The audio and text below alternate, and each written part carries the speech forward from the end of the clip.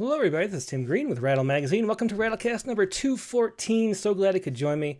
Today's guest, Jane Hirshfield, is here. She'll be with us in about 5 or 10 minutes. But before we begin, I should say that Rattle is a publication of the Rattle Foundation, a 501c3 nonprofit working to promote the practice of poetry.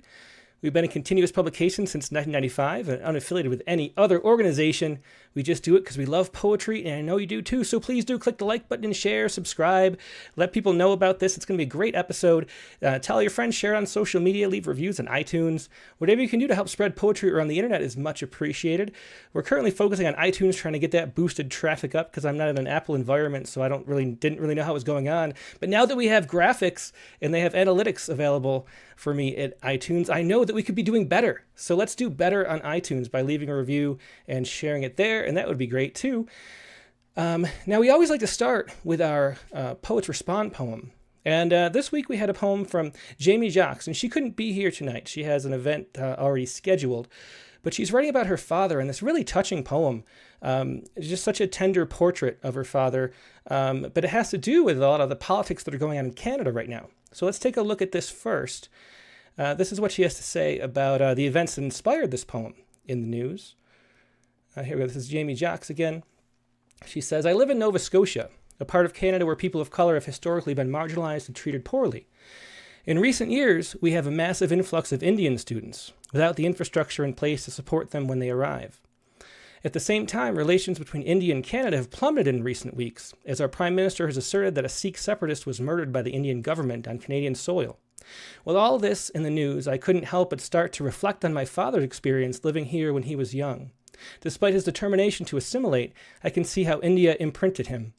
It's critical to have freedom of movement, but immigration also seems to create an internal split that is never reconciled, a lifetime of longing and nostalgia. So that's what Jaime had to say about this poem, and here it is, Jaime's poem, which was the featured poem on Sunday. This was Jaime Jacques with, on Wednesdays, my father and I eat at Masala Delight.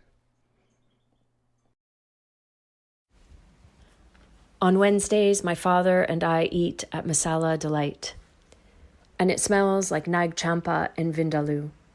Our waitress, fresh from Kerala, wants to be a nurse, smiles when I say I'll write her a good review. I have seen the documentaries, 8 students to 1 room. The failure of both governments stands before me, exhausted, with an extra serving of raita. In 1966, my father arrived from Bombay. Growing up, we were surrounded by Murphy's and McDougal's and one terrible Indian restaurant, where the owner knew us by name. Now, with gratitude, we are spoiled for choices. My father says he never suffered, despite his strange accent and nervous stutter. I still remember his oversized suits, Sunday nights at Swiss Chalet for supper, wouldn't let the waitress load her tray until we finished all the food on our plates. These Sikh separatists, what they don't understand is that when you come to Canada, you become a Canuck, he says, while serving himself biryani. Leave what you are fighting for behind. Forget about where you came from. Focus on where you are. My father says he never suffered. Fell in love with blonde hair and double doubles, named me after Jamie Summers. Now 80 years old, his hand shakes as he lifts a glass of water to his lips. Stutter gone, the lilt in his voice still sticks. These days, he talks more about his childhood. His sisters scattered around heaven and earth, how they loved to dance, eat cashews, kulfi, and fruit from the bimbli tree. Make sure it has some heat, he still says every time he orders curry. His eyes light up when he tells the waitress he was one of the first ones here. 23, all arms and legs, no winter clothes. You should have seen him, my mother says. Thrifted sweaters and a little space heater to get him through. My father says he never suffered, and I pretend it's true. And once again, that was Jaime Jacques with Sunday's poem on Rattle.com. On Wednesdays, my father and I eat at Masala Delight. So now we're going to take a quick break and go to our main guest, as promised, Jane Hirshfield. So sit tight, and I'll be right back with more poetry.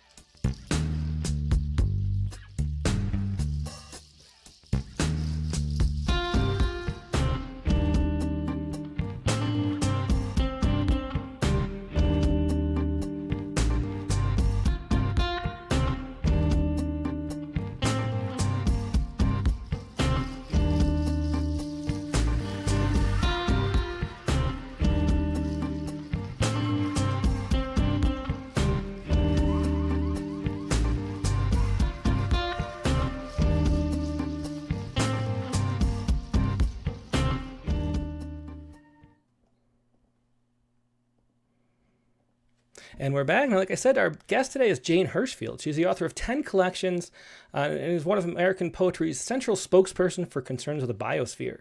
Hirshfield's honors include fellowships from the Guggenheim and Rockefeller Foundations, the Poetry Center Book Award, the California Book Award. The list goes on and on. She's been published everywhere. She was chancellor of the Academy of American Poets. She was a monk, Buddhist monk, living in that kind of life for a while too. And she's the author of two of my favorite, literally my favorite collections of essays on poetry. Nine Gates is one and 10 Windows is the other. Highly recommend you check all those out. She has a new book, The Asking, New and Selected Poems, that just came out. And here she is, Jane Hirshfield. Hi, Jane.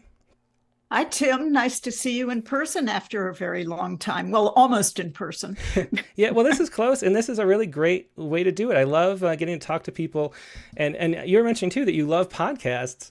And I just love doing this. It's so great to get to meet a new poet and engage on that level and share our love of poetry all in one space in one day. So I'm so glad you could be here. Well, thank you. Let's start out with a poem, and one of the poems from the new section of the new and selected, The Asking. If we start with the poem, Today When I Could Do Nothing. Do you want to read that? Sure. And I'll just tip people off, if they can't tell it right away just from the title, that at the end of the poem there is a date, and the date is March 17th, 2020, which was the day that the Bay Area counties first went into total stay-at-home orders. So it was a very quiet morning. Today, when I could do nothing. Today, when I could do nothing, I saved an ant. It must have come in with the morning paper, still being delivered to those who shelter in place. A morning paper is still an essential service. I am not an essential service. I have coffee and books, time, a garden, silence enough to fill cisterns. It must have first walked the morning paper as if loosened ink taking the shape of an ant. Then across the laptop computer, warm. Then onto the back of a cushion. Small black ant alone, crossing a navy cushion, moving steadily because that is what it could do. Set outside in the sun, it could not have found again its nest. What then did I save? It did not look as if it was frightened, even while walking my hand, which moved it through swiftness and air. Ant alone, without companions, whose ant heart I could not fathom. How is your life? I wanted to ask. I lifted it, took it outside. This first day when I could do nothing, contribute nothing beyond staying distant from my own kind, I did this. Yeah, and that was Today When I Could Do Nothing, one of the early poems from the new section of Jane Hirshfield's beautiful book, The Asking. New and selected poems. It's really, as far as a book production goes, it's the nicest book as an artifact I think, on my entire bookshelf. It's really beautiful. Well, since you say that, I'm going to hold it up because Yeah. It really is an elegant, hefty thing. I was stunned when I saw it. The galleys gave me no idea how pretty it was going to be. Yeah, I mean, I expected it to be a great book, but I didn't expect it to be such a beautiful presentation too. And it's a perfect just collection of what you do with poetry. And that poem is a perfect example of it, which I think I always thought of it, from the start. You're one of the very first poets I read when I started to fall in love with poetry back like 25 years ago. And it's a poetry as a spiritual practice, really. It's a way of engaging with the world. It feels like you're exploring internally as much as for sharing it with anybody. Can you talk a little bit about that, about how you found poetry to be a vehicle for spiritual practice? Was there some time that you realized that poetry was fundamental to that aspect of your being? Well, I started writing so very young that, I had no ideas about what I was doing. As soon as I was taught how to write, I began to write privately and hiding my poems under the mattress. And they were always poems, probably because I have absolutely no gift for narrative, then nor now. But I think it is not so much that I discovered that poems were a path of enacting spiritual practice, as that spiritual practice and poetry are, for me, both variations of the path of what it is to try to live a human life with full saturation of knowledge, with permeability and curiosity, with wanting always to figure out, what have I not yet seen? Are there other ways that I might understand something? What is the music of this moment?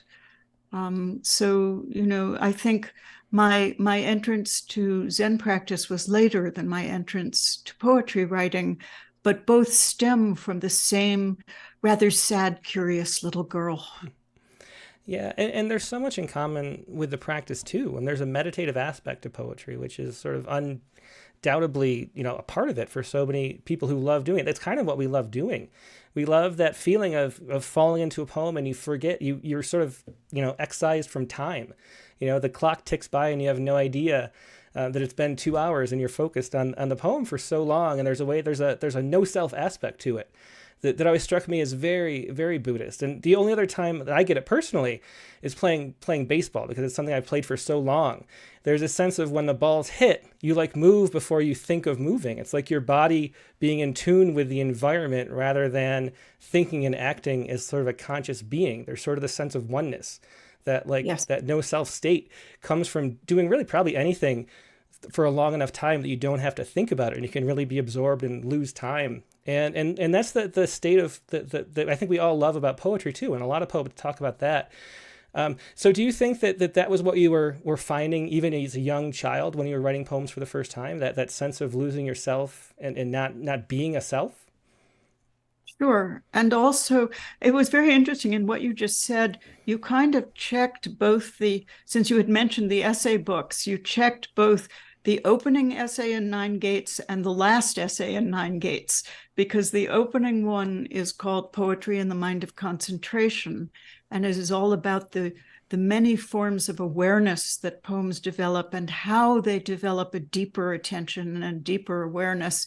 And then the final essay in that book is about how to be an artist means, I believe, it might not be true for everybody, but it's deeply true for me, falling out of the narrowly defined and narrowly perceiving self and falling into a state where, because you have kind of disappeared into this act of attending to the world, you become open to everyone. You become a being of more compassion. You become a being of what in traditional anthropology, in the book by the famous anthropologist Turner, The Ritual Process, is called the liminal condition. And that's when you really aren't anyone. You are between the past self and the future self. And traditional rituals create that state. They have ways of provoking it. And poems, I think, the very act of writing it, of falling into the search for the next word, the listening for the next music, the emotion that brought you to the poem in the first place, and the desire to somehow take that emotion and alchemize it into something deeper, broader, larger, transformative. Every time I write a poem, I fall a little bit into that liminal state, or sometimes completely. You also made me think of, when your description of baseball, especially, many people might know, and many people might know the work by the Csikszentmihalyi. Yes. Mm-hmm. So he wrote a book called Flow and talked about the flow state. And that's the same thing we're talking about. And, it was a great book to read, because you suddenly realized you weren't the only one experiencing these things, that it was possible. And it comes with a task which is just hard enough. If it's too easy, you go into flow state. You don't go into flow state. If it's too hard, you're just frustrated. But if something is just difficult enough to engage you entirely and a little more, then if you're lucky, the baseball coming towards you slows down and you see the seams of it as it arrives. Yeah. So much tied to the zone of proximal development, that concept. Pushing yourself beyond the boundaries of what you think you can do. And Yeah. also, I think Elizabeth Bishop called it the self-forgetful, perfectly useless concentration is the heart of all art. And Now, there she sounds like a Buddhist teacher for sure. she definitely does. So my question to you, because I have, I've been writing poems for the Rattlecast every week, and I find, the how much I like the poem is based on how much I can get into that state where I'm like sort of surprising myself and forgetting myself and not knowing, and then in the unknowing learning something. But you can also fake it really easily too. You can sort of make a poem that sounds good and sounds like it works, but then without even getting into that state. So how much of that to you, do you ever write poems? Do you have trouble getting into that state? And do you ever sort of find yourself, going through the motions and not entering that, but coming out with a poem anyway?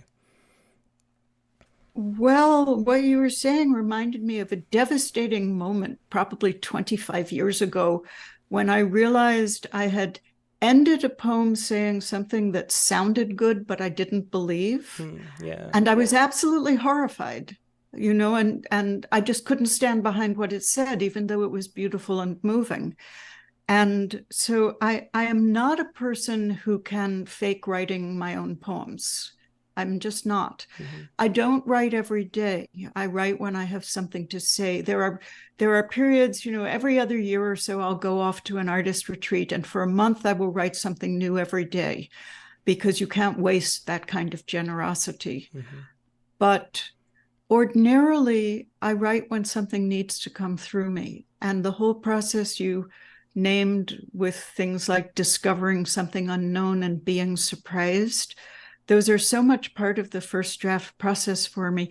If I try to write a poem only on willpower with no need to make a discovery, it's such a bad poem that, as Emily Dickinson used to say, it would embarrass my dog.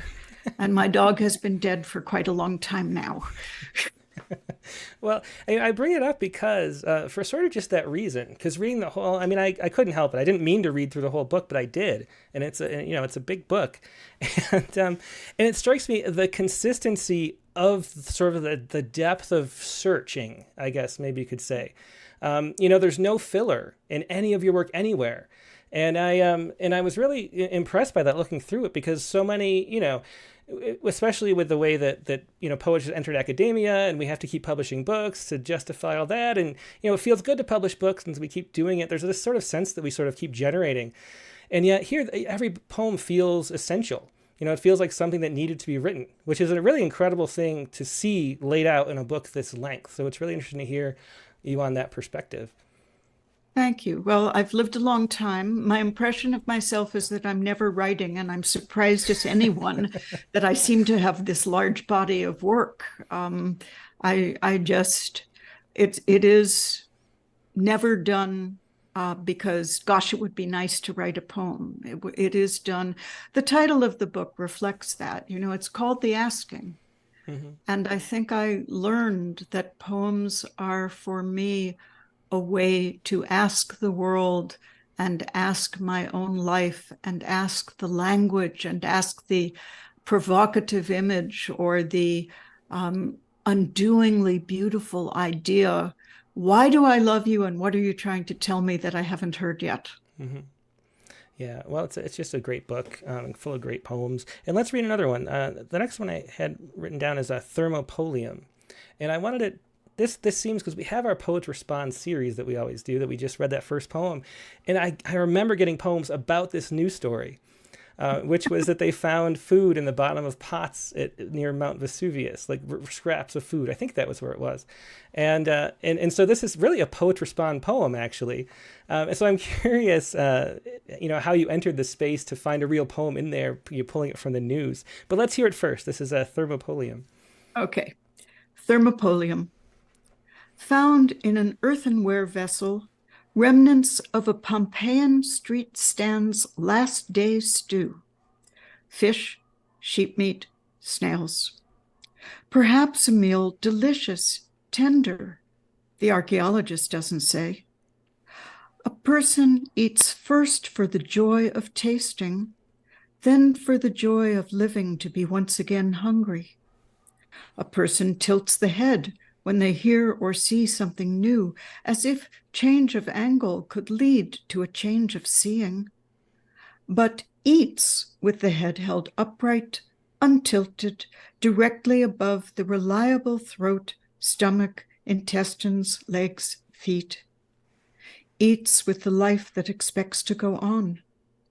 Then something surprises, a recipe or the end of the world as you've known it, and you pause, mouth filled with fish, snails, and sheep meat.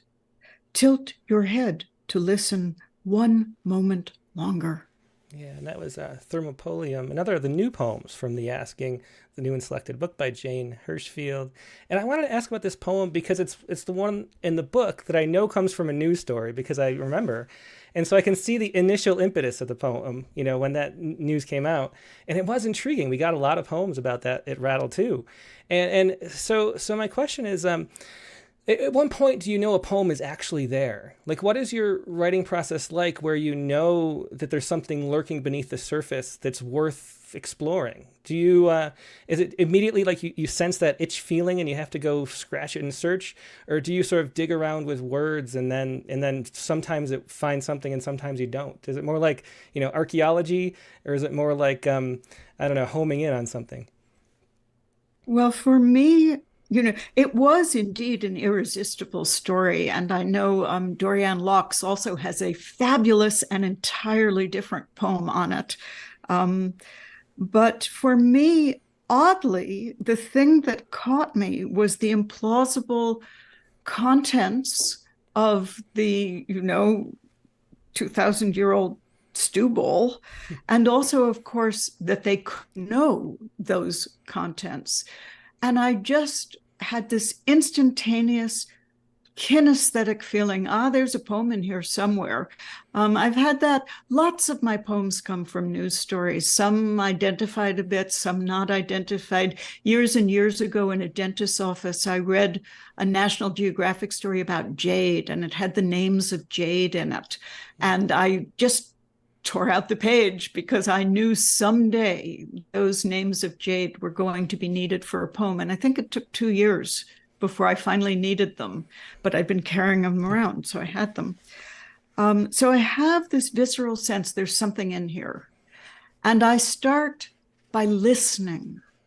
For me, the process of writing a poem is very much a process of asking the inner voice, which is halfway to the part of the mind which gives us dreams. We don't control the unconscious. It chooses what it's going to give us.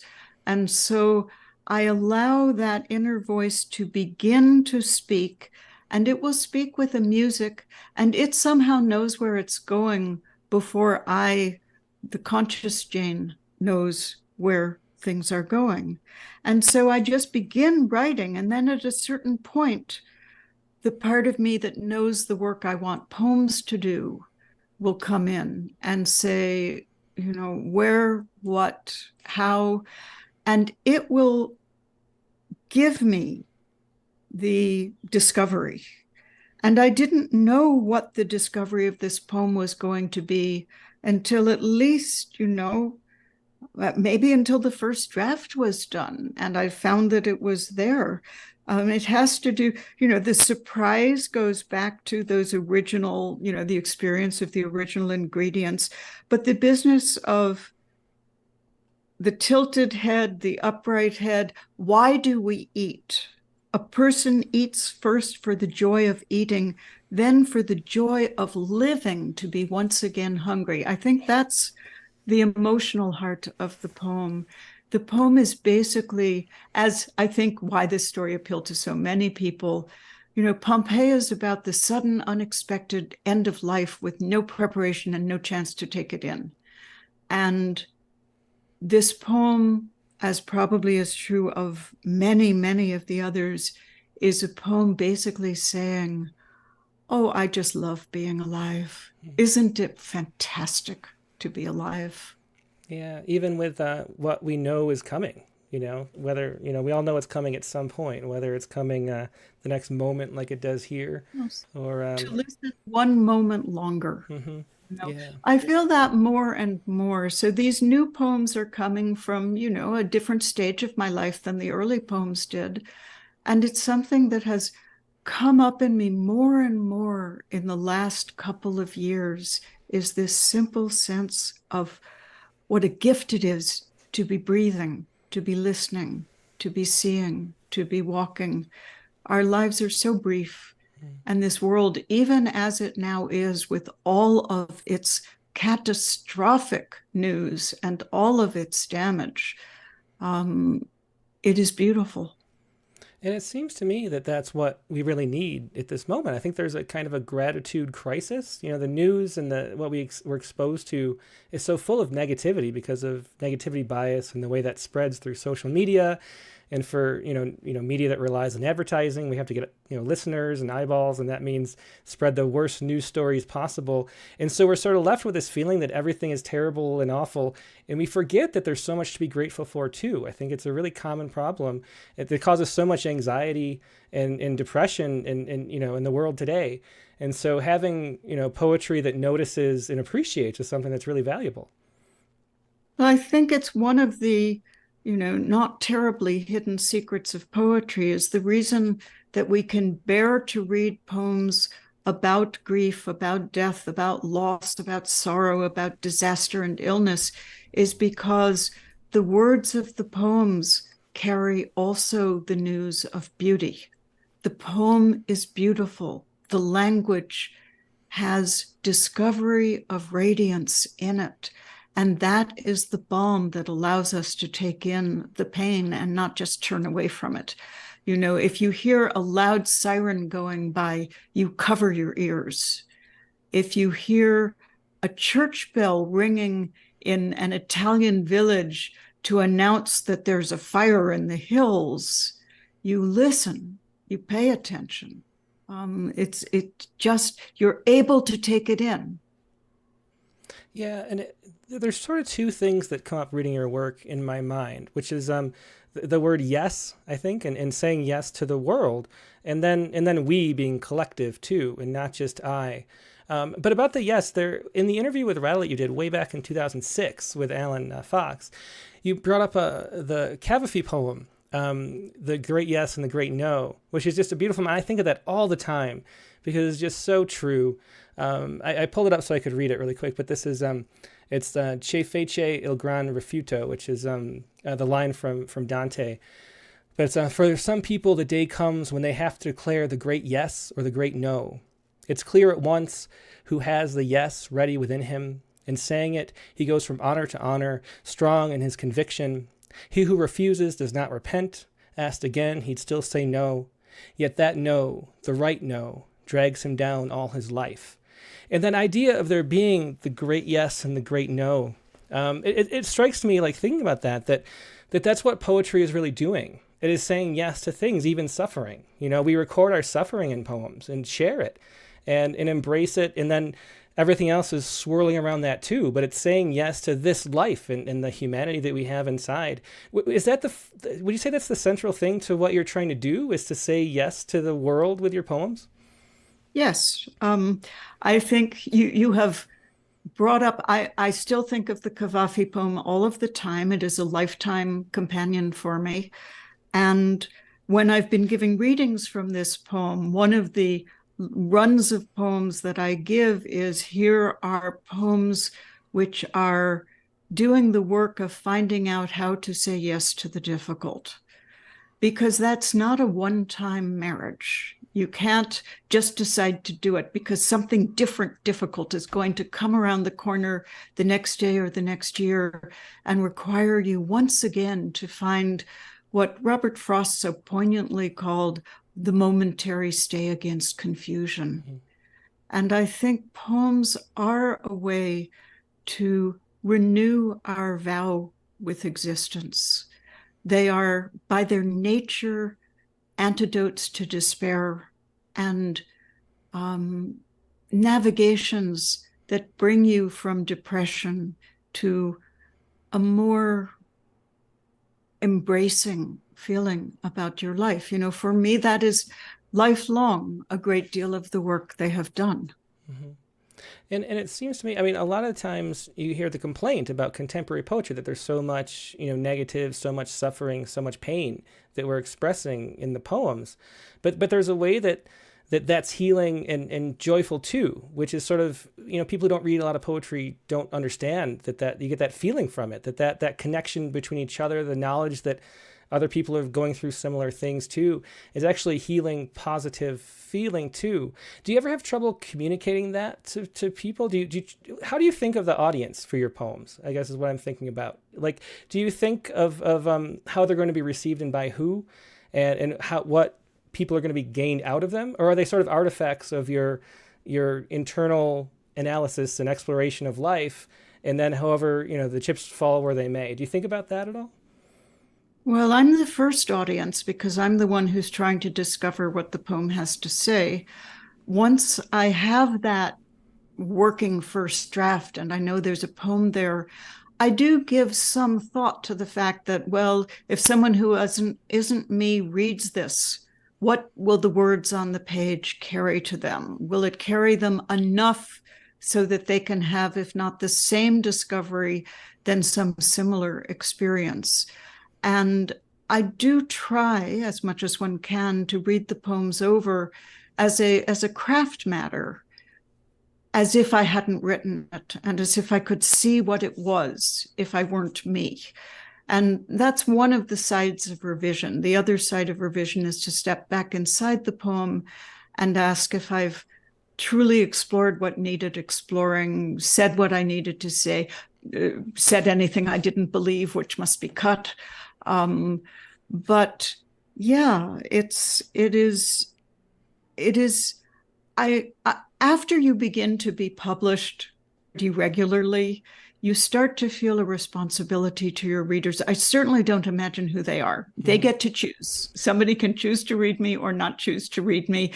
I'm not trying to go out and preach the gospel of poetry unless it happens organically. I am very interested in reaching people who are not necessarily inside the corral of already love poetry. I love it when my work goes out in ways which reach beyond that and in places which reach beyond that. So especially the recent work with scientists has been a great pleasure.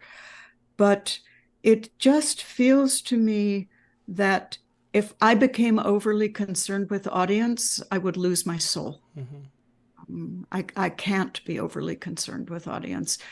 That the poems have done work for people and that I have heard this back for, at least 20 years now, after a poem that I wrote in response to 9/11 circulated rather broadly. And then 3 years later, we will get to this poem. It's on your list. 3 years later, somebody sent me an email and said, I loved your, it sounds trite, but it wasn't trite, and I'm saying it badly.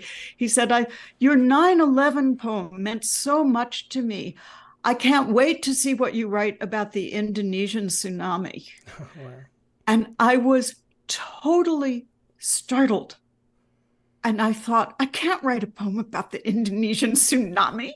And I said, one is a natural disaster and the other was made by us humans and was, absolutely undoing and devastating. And I had to find out what I felt in response to it. And then thinking about why I couldn't write a poem about the Christmas tsunami, I ended up writing one, which I know is on your list, and you don't even know which poem I'm talking about. No, it's Those Who Cannot Act. Oh, okay.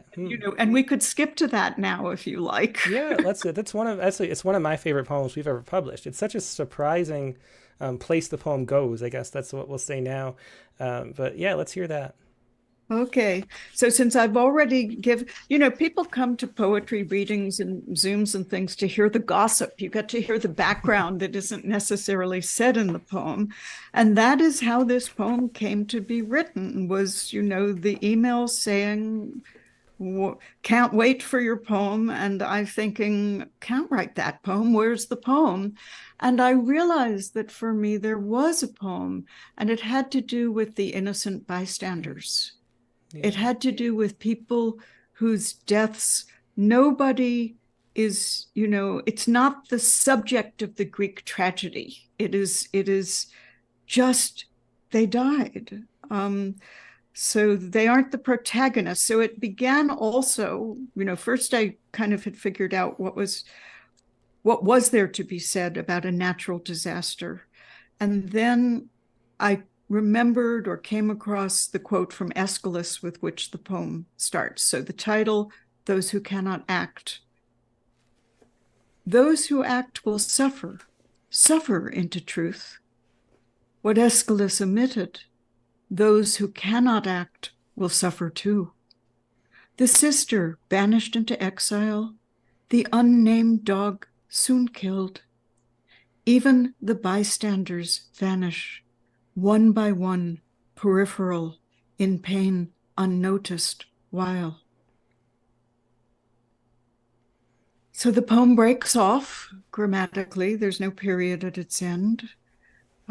It has some rhyme to it. It's hidden rhyme, but it's in there. While and exile. Mm-hmm. It's a poem of music, and it's a poem of acknowledging the bystander. And I think especially today with, both the wars in Ukraine and in between Israel and Gaza, it is a day when so many people who never chose to be in those situations are caught in the middle of a pure hell realm. And they can't do anything heroic. Mm-hmm. It wasn't their fault. It wasn't their decision. And yet they need to be seen. Mm-hmm. Yeah, and what I love about that poem, too, is it makes the reader into someone who cannot act. We're bystanders to the poem who are, unable to finish the poem. And I think the people who are listening who didn't get to look at the poem on screen as you were reading, maybe had the best experience, wondering if the sound had just cut out or not. But the poem actually ends there in a way that we can't change, so we can't act on that. I think it's just a wonderful way to end that poem. Did you think of that? Was that in a revision, or did that come to you all in one? That ending, was that something that you knew you wanted to do, or how did you get to that point? I certainly didn't know I wanted to do it. I think it was written too long ago for me to recall whether, it's almost 20-year-old poem, whether this was a revision decision or simply what happened. But I think this might be the first poem I did this in, the broken off grammar, as lives were broken off in that tsunami, mm-hmm. just unfinished sentences. And it felt to me so powerful for me that I have done it in a few poems since. I try very, very hard not to overuse it. Mm-hmm. It could become a tick. It could become, I know this works. That would be an ethical error, mm-hmm. to go, look at this trick I discovered. It's not a trick. It was the actual emotion mirroring event. And so I notice every time I use it, and mm-hmm. I will only use it if it is absolutely genuinely felt. Yeah, well, it's such a powerful effect it creates in that little poem. It's one of my favorite poems. Thank you. This is a new and selected book, and so part of the process was selecting poems. And I haven't actually read your first book, Alea, and so nobody has. So it was really interesting to read some poems from there, which you have at the second section of the book. And I love this poem, "Everything That Is Not You," which is a simple poem on page 41, but it's another one I was talking about before, how that there's such a consistency in the engagement with the world in your work throughout this whole span of years in these books. And this is a great example. If this poem was in a later section of the book, one of the later books, I would be completely unsurprised, because it deals with the same, from the same sort of ethical perspective and philosophical and spiritual perspective as everything else. And it's just a beautiful poem that it's surprising to me that you could have written it that long ago. Do you want to read that one? First, I'm going to say you are just a wonderful reader. Thank you. Everything that is not you. One gain, one loss, whatever is said, and the light streaming in through Venetian blinds.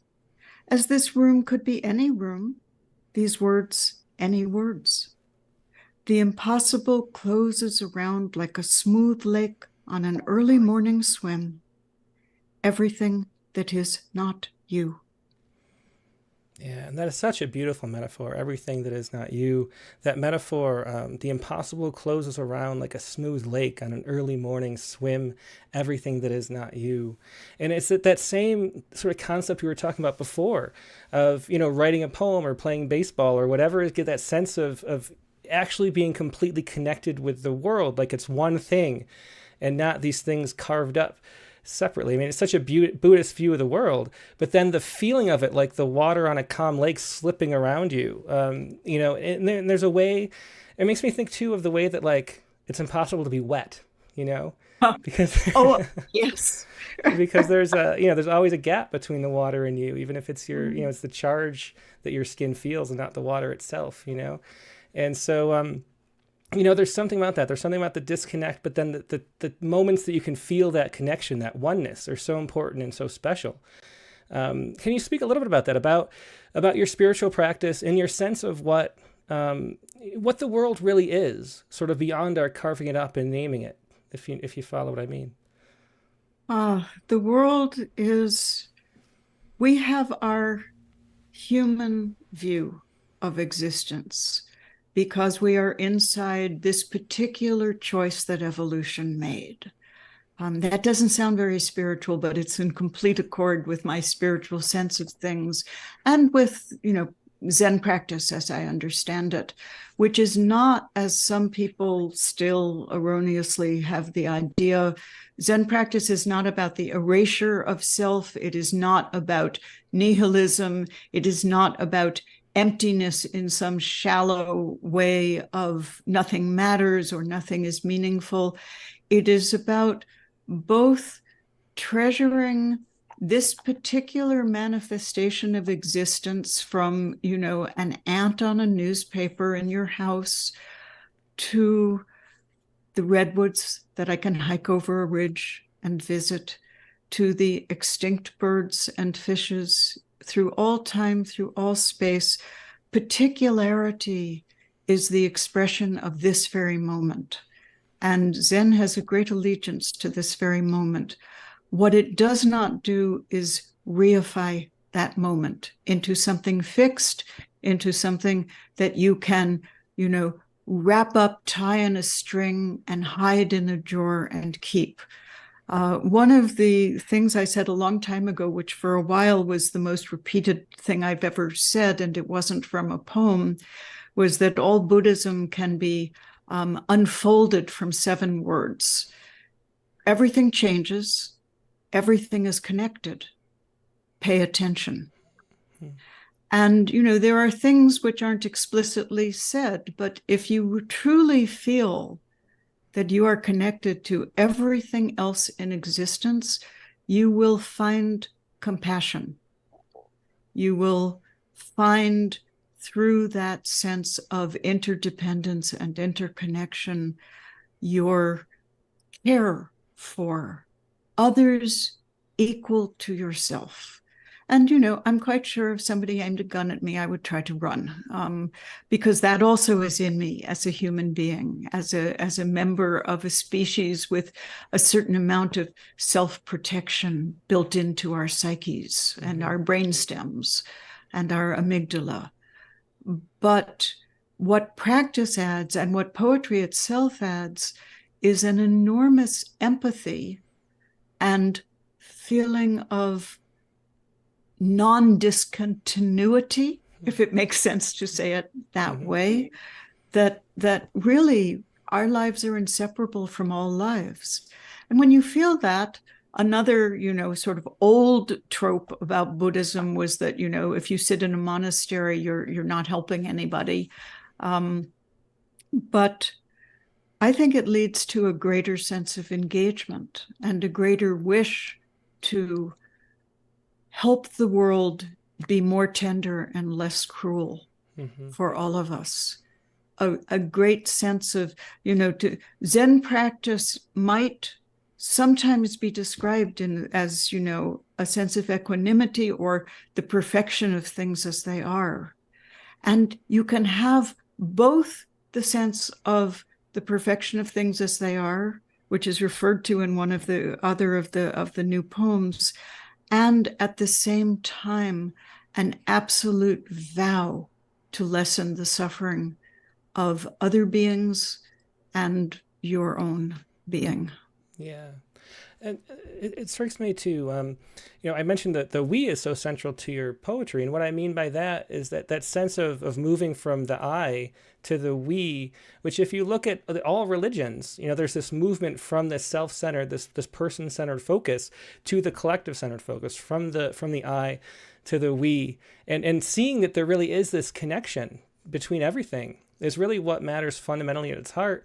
And if you pay attention, it's true. I think that's the great thing about Buddhism, is that if you sit and actually notice and actually explore and learn about the world, you see the connections between everything. I mean, there's a way that, strangely enough, it's almost like life, it from the start hides that connection, from the first heterotroph that was surrounded by a membrane, it was like isolating itself.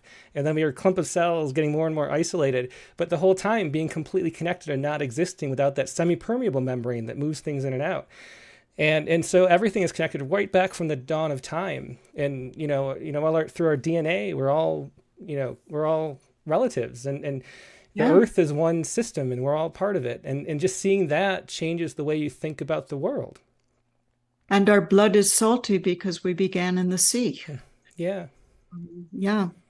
So I love that you mention, the we, because pronouns really matter to me.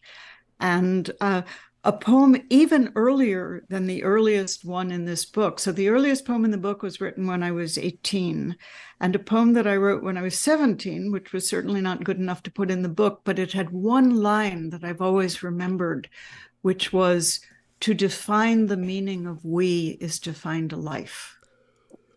And so I was interested, even at 17, with this ever expanding we. And I've been, thinking about that recently still and talking about it still. And at this point, what I've begun to say is, I am willing to limit my we to the top of the atmosphere surrounding this planet. It's like, I'll take Earth being as an identity. But beyond that, without losing the particular histories, without losing place and life and language and background and culture and all of those things, it just seems to me that anytime we human beings draw a line between us and them, they're suffering. They're suffering. Yeah, for sure. And it does, important, now as in always, but especially now too. I want to make sure we read enough poems. I just love talking to you, Jan. I'm kind of taking advantage of it a little too much. I want to hear some more poems too. Maybe a poem would be appropriate as Three Foxes by the Edge of the Field at Twilight right now. This is from The Lives of the Heart, one of the sort of 90s books. Do you want to read that? Sure. Okay. Three foxes by the edge of the field at twilight. One ran, her nose to the ground, a rusty shadow, neither hunting nor playing. One stood, sat, lay down, stood again. One never moved, except to turn her head a little as we walked. Finally, we drew too close, and they vanished. The woods took them back as if they had never been. I wish I had thought to put my face to the grass. But we kept walking, speaking as strangers do when becoming friends. There is more and more I tell no one, strangers nor loves. This slips into the heart without hurry, as if it had never been. And yet among the trees, something has changed. Something looks back from the trees and knows me for who I am. Yeah, and that was, once again, Three Foxes by the Edge of the Field at Twilight. And we're reading poems from The Asking, new and selected poems by Jane Hirshfield, a beautiful new collection that's just out. And that poem strikes me. I mean, you're known as a poet of the environment, concern for the world and the ecosystem. And that's a poem that there's a sense of, because it's the looking back at you, it's almost challenging you to do something about what's going on with the world. Can you speak a little bit about that, about how you feel called maybe to speak on behalf of the voiceless planet, I guess you could say? Mostly all I can say is yes, I do feel called. I do feel that part of the job of the part of me which is drawn to art making, to poem as response, is to hear what's not ordinarily heard by my ego mind, caught up in the tasks of the day, to listen more broadly, and then to bring forward what I hear or see or feel. I think all art does this. Art is not interesting if it merely were to reproduce the mainstream account of things. What have we learned? If art is a way to see the world differently and feel the world differently, it must be in part because we step outside of the simplest declarative relationship with the world and we listen and we hear the calls of it. There is, to get a little Buddhist technical with you, there is a Bodhisattva, Avalokiteshvara in Sanskrit, Kuan Yin in Japanese, Canon in Chinese. And the translation of that name, Avalokiteshvara, is the one who hears the cries of the world and comes. And I think this is an inevitable response. If we are not getting in the way of our own hearts, we will hear the cries of the world and come. And this sense of witness is one way you calibrate your own ethical behavior in the world, to not see always from your own most self-centered point of view, but to see from the point of view of the whole. And am I causing more damage, or am I bringing a little sustenance, a little aid to this world? Yeah. Well, this is the point. I should say, if anybody has any questions for Jane, leave them in the chat windows, either on Facebook or YouTube. I'll try to pass them along. Ellen Austin Lee mentions, she says, I so admire Jane's restraint, how much space she leaves for the reader to fill in. And I think that plays well into the next poem that I want to read, which is Silence, an essay. But can you talk a little bit about, either before or after that poem, about your sense of silence within a poem and how important that is? So I think sometimes of the analogy of what I guess is now an old-fashioned technology, the spark plug. If there isn't a gap between the two poles, there's no room for the ignition of the spark. Another way to talk about this is I can't totally complete the poem because the poem completes itself in me as its writer and in anyone who reads it. The full experience of the poem is always beyond the periphery of the words. It has to do with what we bring, our own full lives, our understandings, our history as, shared human beings, mammals, living creatures on this earth. We understand every image. We understand a mountain because we've walked on a mountain and we've seen a mountain and we know what steepness is. Silence in a poem is trust of that response taking place without being dictated. And if it were being dictated, it wouldn't be the same response. I often, when I teach workshops, will say, the reader understands either more or less than you think they do at any given moment. Your job is to figure out which. But I love leaving the space for the completion of the poem to happen in the person. And of course, I have had a lifelong relationship with Japanese poetry. And that is at the core of every Japanese poem, whether haiku or the earlier form tanka. An image is given, another image is given, or a time of year or something. And between those two, you must bring your entire understanding of the natural world and of human lives and hearts and minds, or the poem will be inert and meaningless. And somebody will say, what does this matter? But if you are alert to filling in the silence, and there's always two parts, even in a haiku, it's never just one thing, it's always two. And in the silence between them is the answer to the question that hasn't even been asked us a question.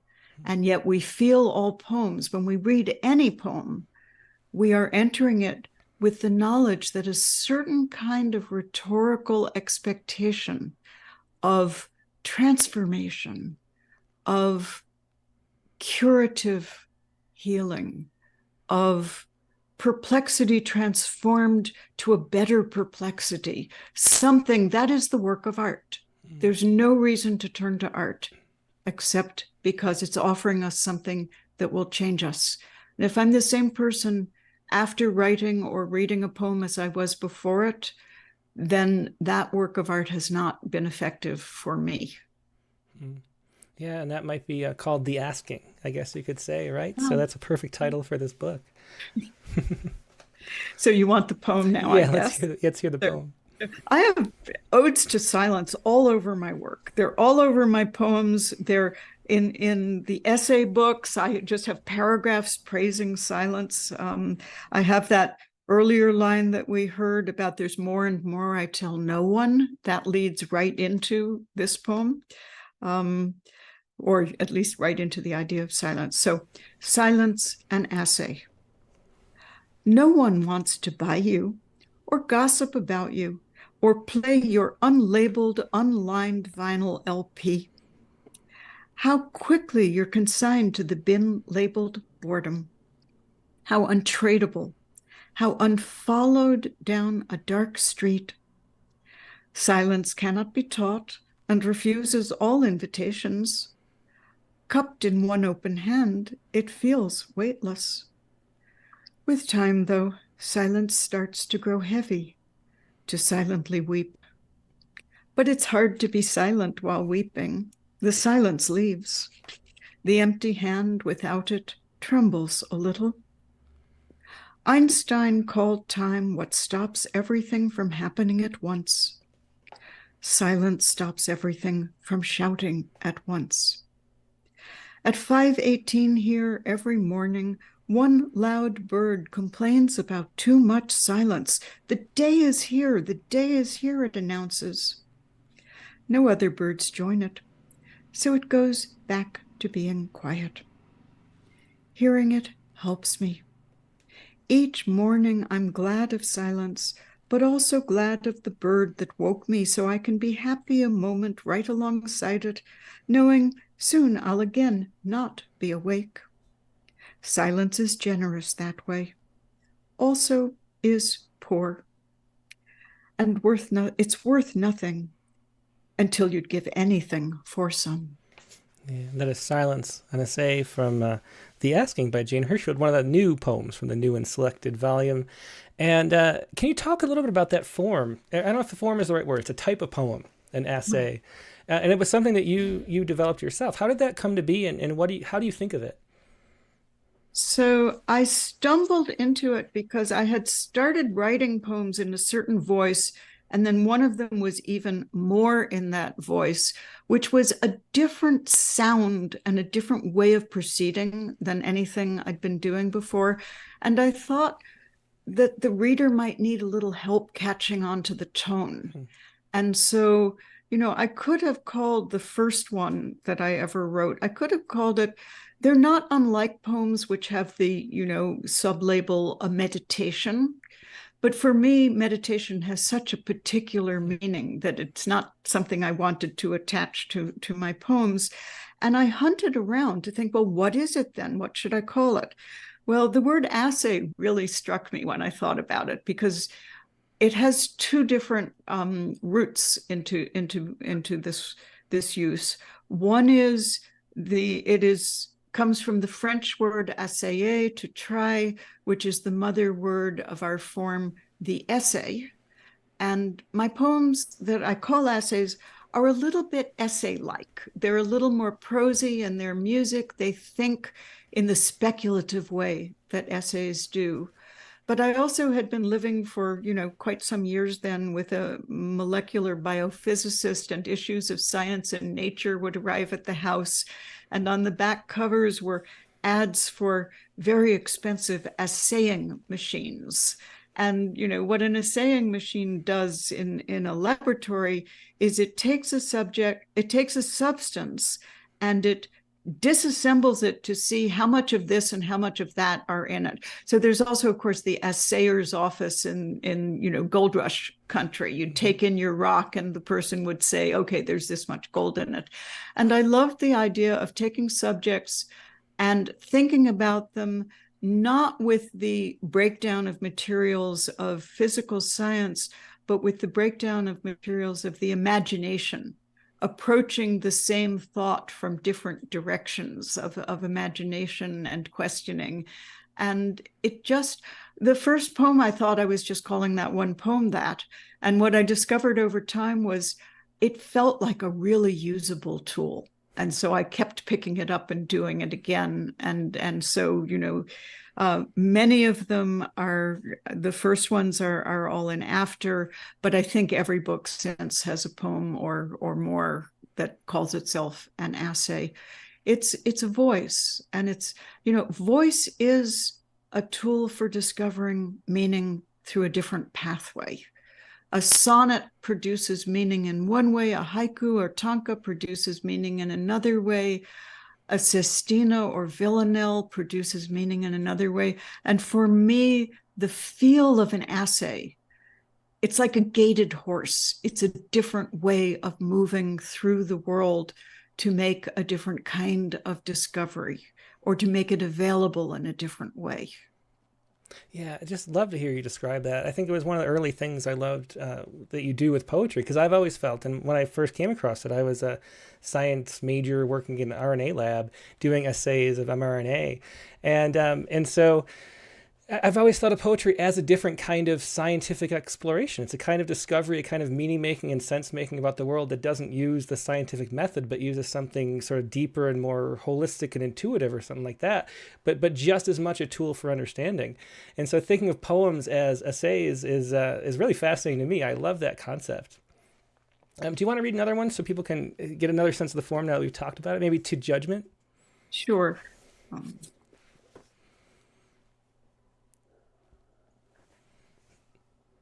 So, warning to listeners, this poem is a little longer and it's a little complicated, but I think it's perfectly understandable. I hope. To Judgment, an essay.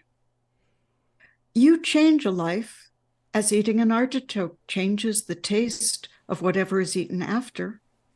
Yet, I should say, that's Judgment, who's the you. This is an ode as well as an essay. I'll start over. To Judgment, an essay. You change a life as eating an artichoke changes the taste of whatever is eaten after. Yet you are not an artichoke, not a piano or cat, not objectively present at all. And what of you a cat possesses is essential but narrow, to know if the distance between two things can be leapt. The piano, that good servant, has none of you in her at all. She lends herself to what asks. This has been my ambition as well. Yet a person who has you is like an iron spigot whose water comes from far-off mountain springs. Inexhaustible, your confident pronouncements flow, coldly delicious. For if judgment hurts the teeth, it doesn't mind, not judgment, Teeth pass, pain passes, judgment decrees what remains. The serene judgments of evolution, or the judgment of a boy king entering Persia. Burn it, he says, and it burns.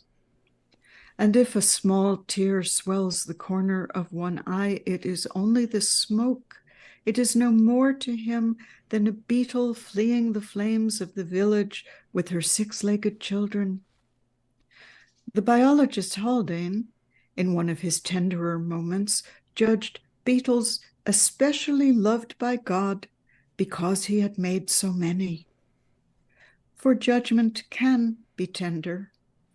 I have seen you carry a fate to its end as softly as a retriever carries the quail. Yet however much I admire you at such moments, I cannot love you.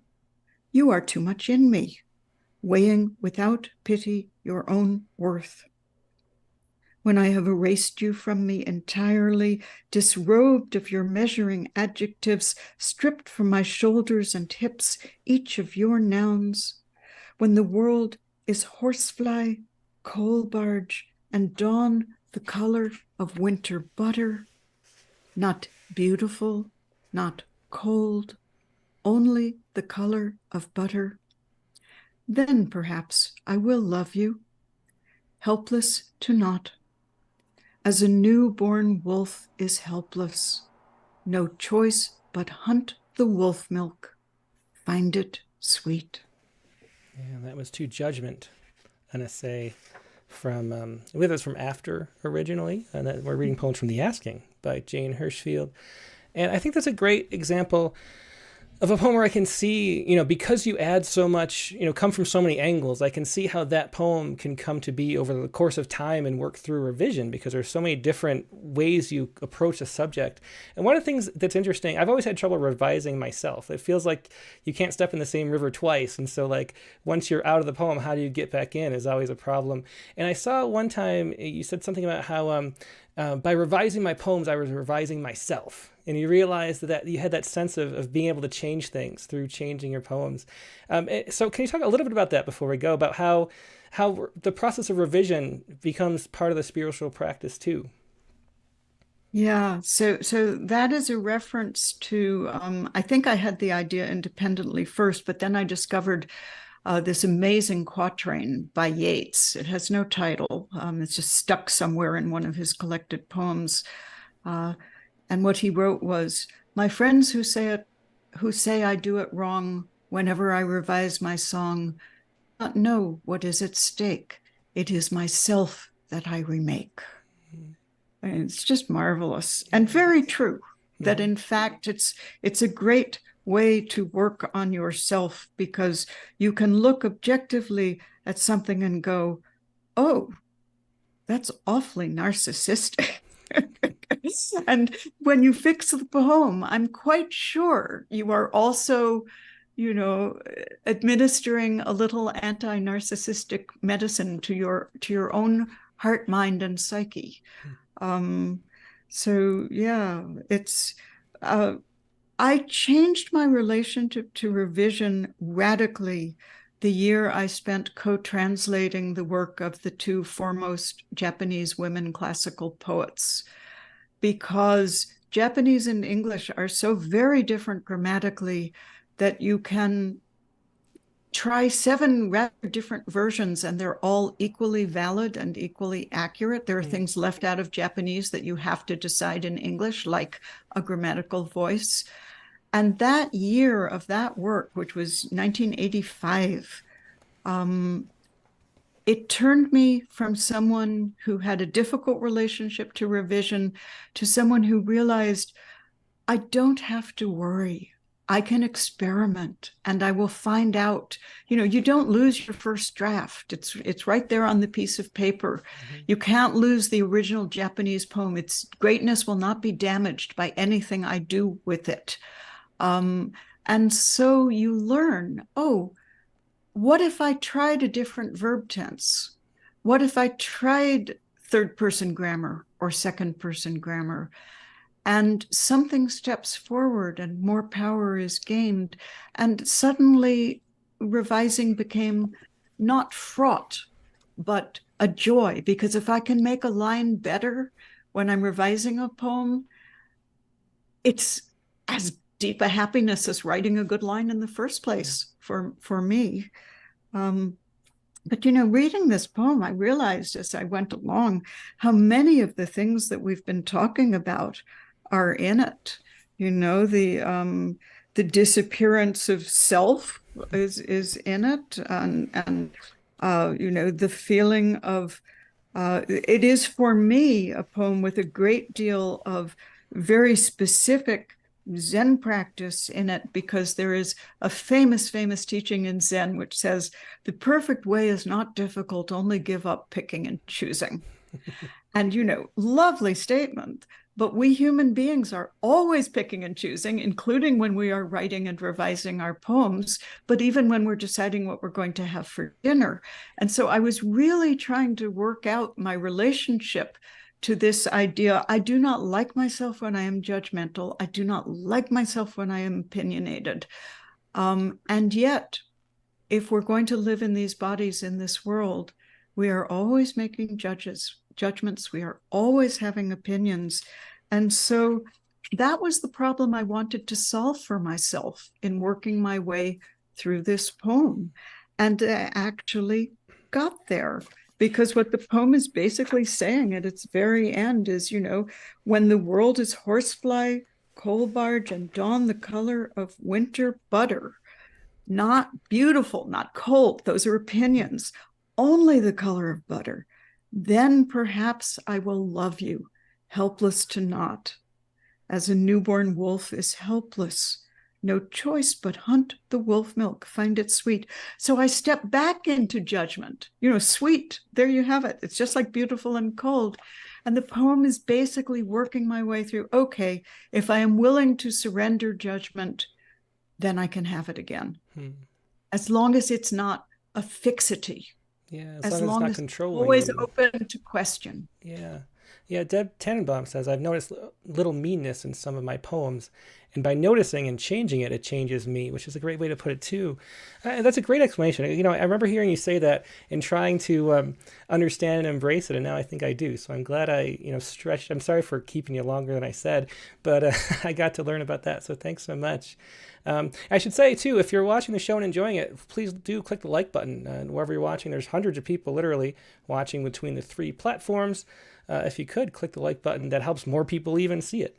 So let's finish up. I'll let you go with this last poem is Let Them Not Stay.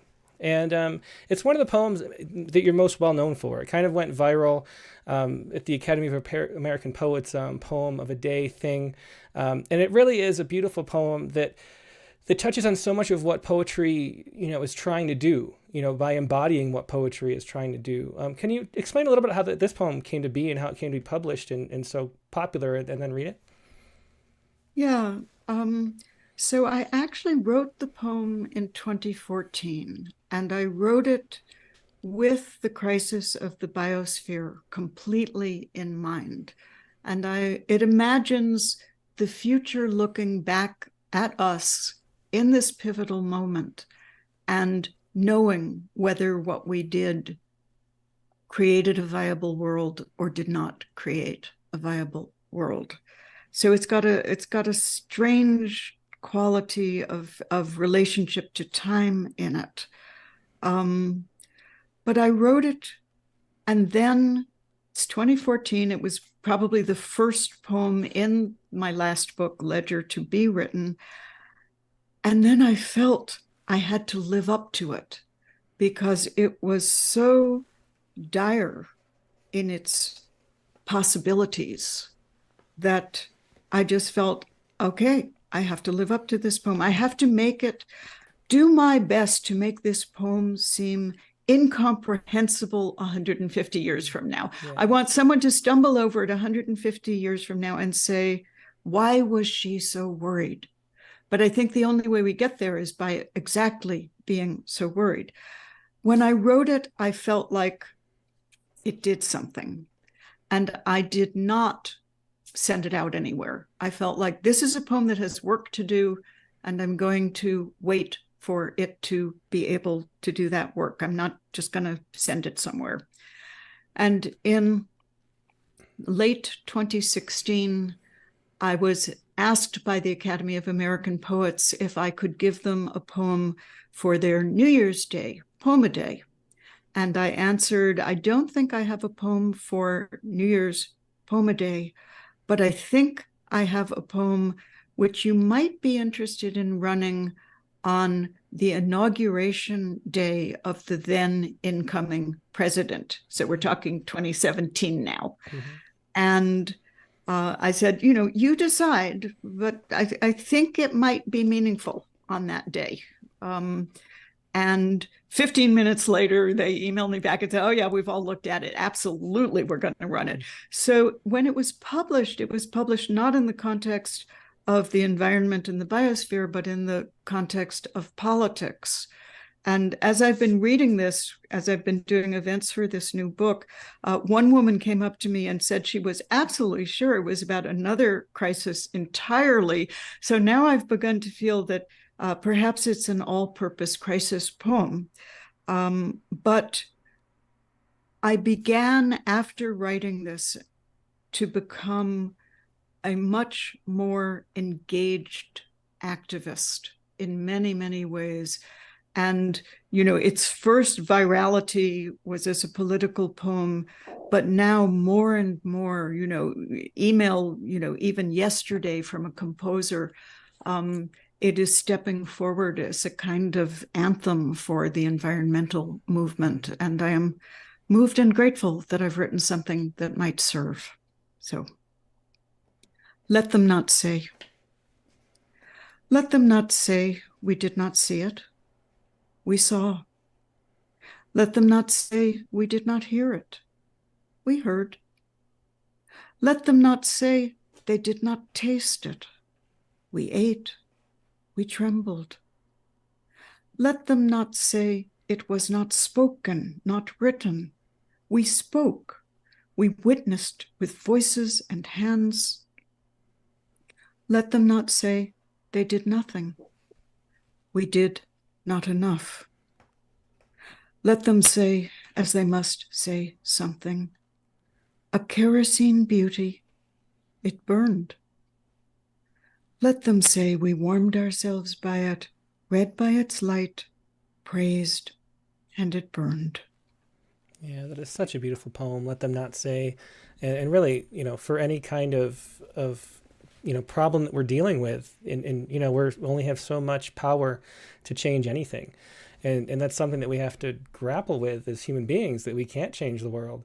And so, that's a poem that addresses that in such a beautiful way. And it's no wonder it spread around so widely. Jane, thanks so much for being a guest today. It's just been wonderful talking to you. As much as I'd hoped, I got to learn myself, and it's just beautiful talking to you. I really appreciate it. And thanks for being here. It was a great pleasure. Thank you. Thank you. Have a good night. And You that was too. Jane Hirshfield. And once again, you can find Jane Hirshfield's book at penguinrandomhouse.com. Penguinrandomhouse.com. The Asking. Find the link in the show notes to The Asking. And I hope everybody picks up a copy because it's a wonderful, wonderful book. Now we're going to go ahead and move on to the open lines. And how that works, I'm going to put this up on the screen so you can see. Email your poem first to OpenMic, that's OpenMIC at rattle.com. Then find the Zoom link in the chat windows on Facebook or YouTube. So email me the poem so I can show it like we were showing poems from the book. I'll use my webcam instead of my document cam. But email me the poem and then join on the Zoom. And I will provide the links. You can share anything you'd like. You can share prompt poems. You can share Poets Respond type poems about current events. You can share anything you've written recently, something you published recently. Anything that you would like, please feel free to share it. And let me see, where's the... hang on one second, where am I? Okay, I gotta find the actual link. That's weird. They changed their bottom thing. Okay.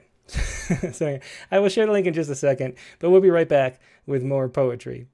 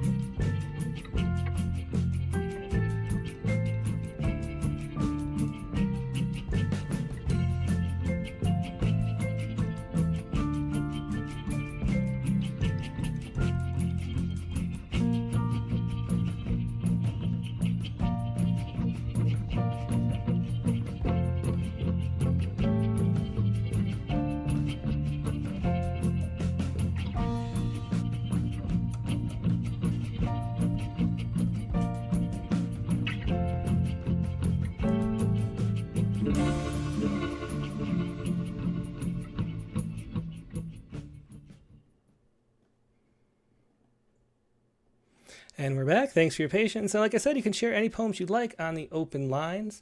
But we do like to do our prompt poems.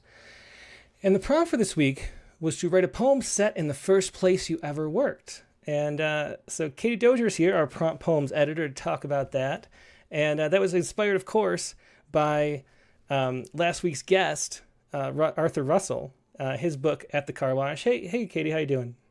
I'm doing great. I have to interrupt you to compliment the interview because it was amazing and I was so inspired. I know everybody's going to be complimenting you all night, but I had to. I'm sorry. All right. Well, I mean, Jane is really, those two books of essays, I think, are two of the best essays on poetry ever written, or books of essays or books of prose on poetry. And then her poems are just so profound and thoughtful, and, the silence kind of swirls around each one. It's really amazing. So I was so excited when, the funny thing is too, she asked to be a guest. I was thinking, next time she has a book, I should ask. And then she's the first person I heard from about having a book. So that was really cool too. A little pat on the head for me that she wanted to. So let's talk about the prompt poem. When I'm going to say spoiler alert at the beginning of the poem, but it turned into a haibun. It wanted to be a haibun. Most of my poems these days tend to want to be.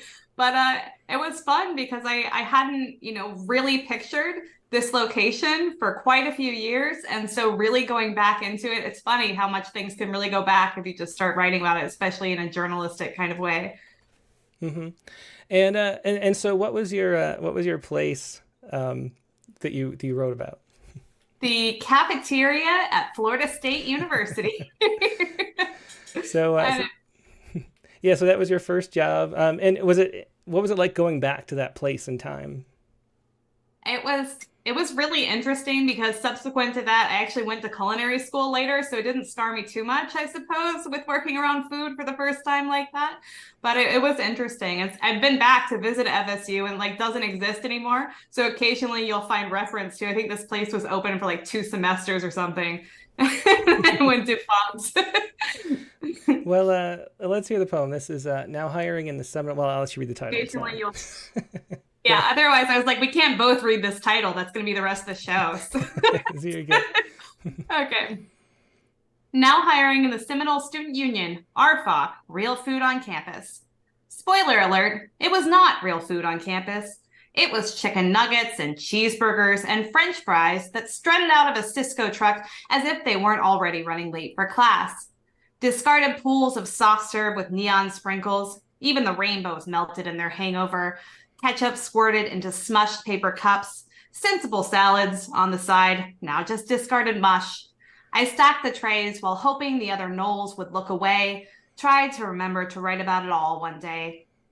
Timestamp, waiting for you to clock in. That's great. Another excellent Hyben. And I have to confess, mine ended up being a Hyben too. I saw that you had a Hyben, and I was like, okay, well, I won't write a Hyben. And then I got to the end of the poem, and it like didn't feel like there was an ending, and time was running out. And I thought, I guess it's a Hyben. So I guess it is. So I have a Hyben too. Mine is similarly about my first job. And I've said before, my first job was shoveling snow at the apartment complex. And I used to think about the snowman a lot. But that's actually not true. That was the first job I got paid for. At this job, I got paid in Fresca soda and sandwiches. And it was, you'll see what the job was. I don't even know. We'll see. Here we go. This is the poem, though. This is, here we go. This is, the root of the word sin is to miss the target. How old was I, those weekends spent with a bottle of Windex and a rag, wiping fingerprints from the glass cases of the gun store my father partly owned? How many days spent dusting the islands of ammunition in between them? Each row was a dozen boxes, each box holding 50 bullets. The steel shelves sagged with their weight. They looked to me like packages of cigarettes, red and white and green. If there was ever a fire, my job was to run and not stop. Have you ever heard the phrase hail of bullets? I imagine them raining down at the speed of sound, finding cover under a parked car. But still, I'd organize the racks of leather holsters, sort the stacks of target sheets, every kind of silhouette on cheap paper. Do you know what gun control means? My father would say. Hitting your target. Sometimes we'd go to the range and shoot at bowling pins. The goal was to hit the neck so they'd shatter. Sometimes, when the store was empty, my father would shout down, and my job was to drop to my belly like a lizard, crawl to the closest hiding space, and wait, how many minutes? For his voice, and only his voice, to say, all clear. Deep in the woods, a flock of songbirds scatter at your feet. So that is the root of the word sin, is to miss the target.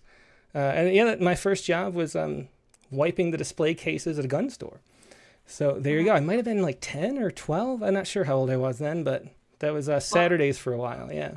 Great poem. And I want to know how much Fresca you drank, because I love Fresca. That is a throwback that we all need. It definitely is. It was one can of Fresca and a Subway, half a 6-inch sub from the Subway shop next door. And that was my pay.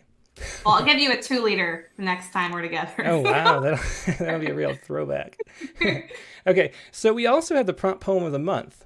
And the prompt poem of the month, do you want to talk about what you chose and what the decision was like? So for everybody who's new to the Rattlecast, this is a relatively new feature. This is the second month we've picked one, but we're going to do this every month. And I don't know how many submissions were in, 400 or 500, something like that. It was a good amount. And you had to pick one for the prompt poem of the month, Katie.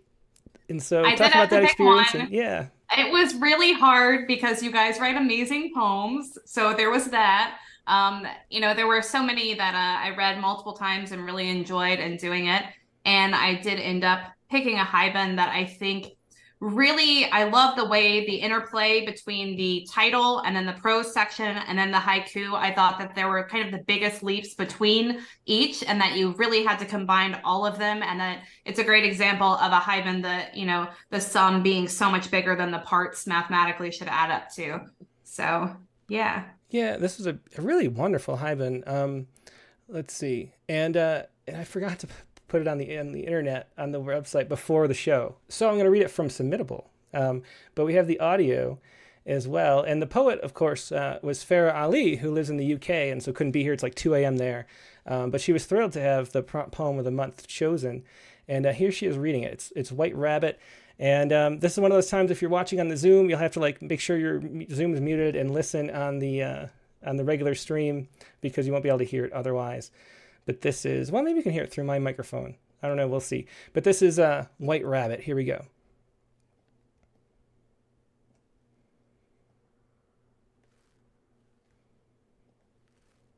White rabbit.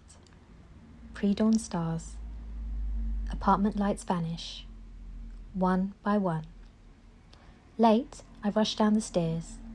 Distraction, tiredness, hunger, an error in muscle memory. Whatever the cause, I miscalculate the steps. My foot dangles, leather-clad toes seeking, yearning for something not there. My tongue flies to the roof of my mouth.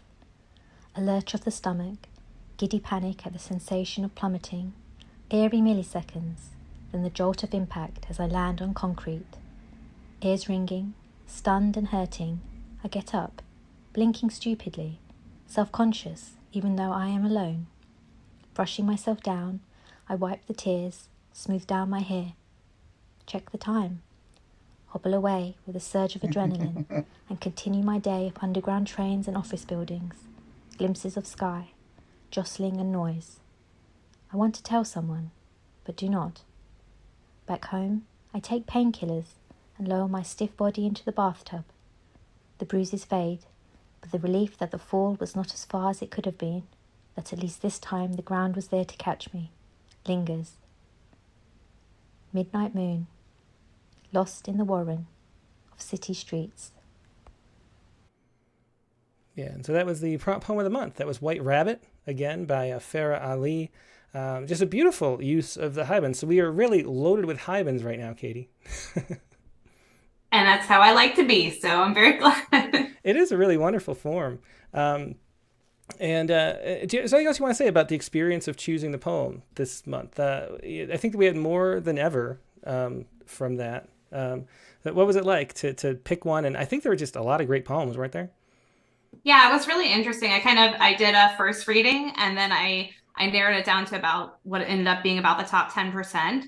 And then those I read a few times each to try to make sure. I wanted to make sure I was being, really rational in my decision and be able to articulate. Another thing that I loved about Farah's poem is the interplay with how it starts with a haiku and then has prose and then has another haiku at the end. It really allowed a big journey throughout. So it's something that I want to do more when I write my own haiban too, even though I didn't do it this week, but I wrote that one actually before I picked the haiku. So yeah. Yeah. Well, it's a great example. And too, I think you saw reading the haiku first always works. Those are great haiku. And if it's a great haiku, then the prose is worth reading too. I think that's and it kind of rhymes, so it must be true. But that was White Rabbit by Farah Ali. Uh-huh. I had that echoing when I was reading people's haibans, your statement on if the haiku's good, the haiban's good. And that was pretty universally true too, which is why there were so many good haibans. Yeah, and why we encourage those as submissions, because it makes the reading process much quicker. Anyway, well, thanks, Katie. I think you stick around for what the prompt poem for next week is going to be, if you can. If not, but I'll announce it. We also have the poetry space that we do, we should mention. And what is the topic? That is on Thursdays. We do it on Twitter, or X as it's also known, or now known, or whatever. And so you can find it either by following Katie_Dozier or me at Timothy Green. We'll find it where we post it, but we talk for an hour about some topic. And what is the topic this week? We're going to be talking about bad poems. Is there such a thing? Is there such a thing as a bad poem? If you listen closely to the Jane Hirshfield interview, you might understand what my perspective is, but we'll see what everybody thinks about it. And we'll try to find some of the worst examples of our own poems. Maybe will be fun. Also, maybe the worst celebrity poems might be fun to look at too. So it's always just a lot of fun sitting around talking poetry with you on Thursdays. It's 3 p.m. Eastern time over on Twitter. Thanks, Katie. Thanks very much, Tim. Yep, take care. There's Katie Dozier, our prompt poems editor. And now we have a lot of people on the open line. So what I'm going to do, this is how we're going to structure the open lines a little bit more.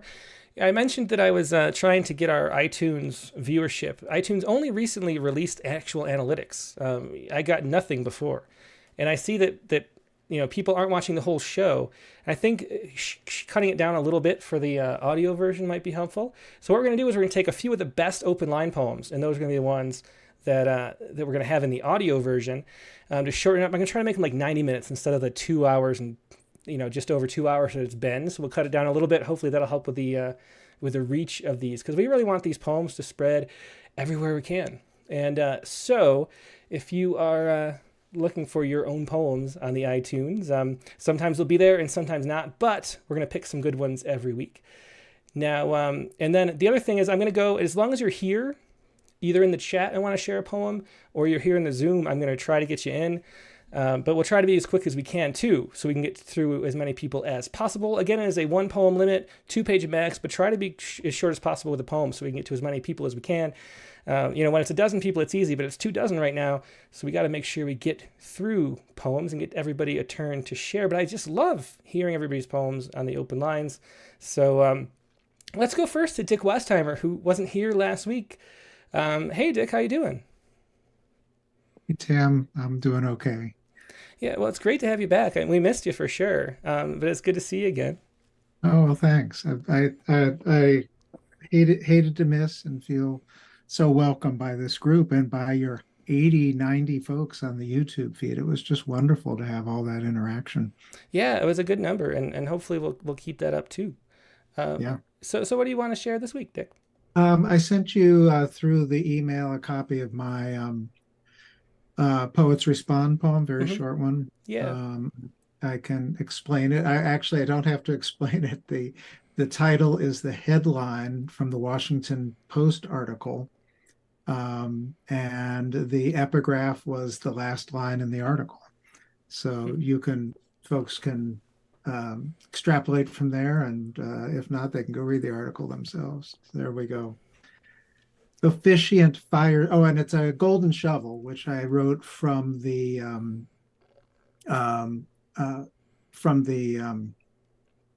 last line in the story. Officiant fires gun to welcome bride, shoots grandson, and the wedding goes on. And the epigraph is, God wasn't surprised by what happened that day.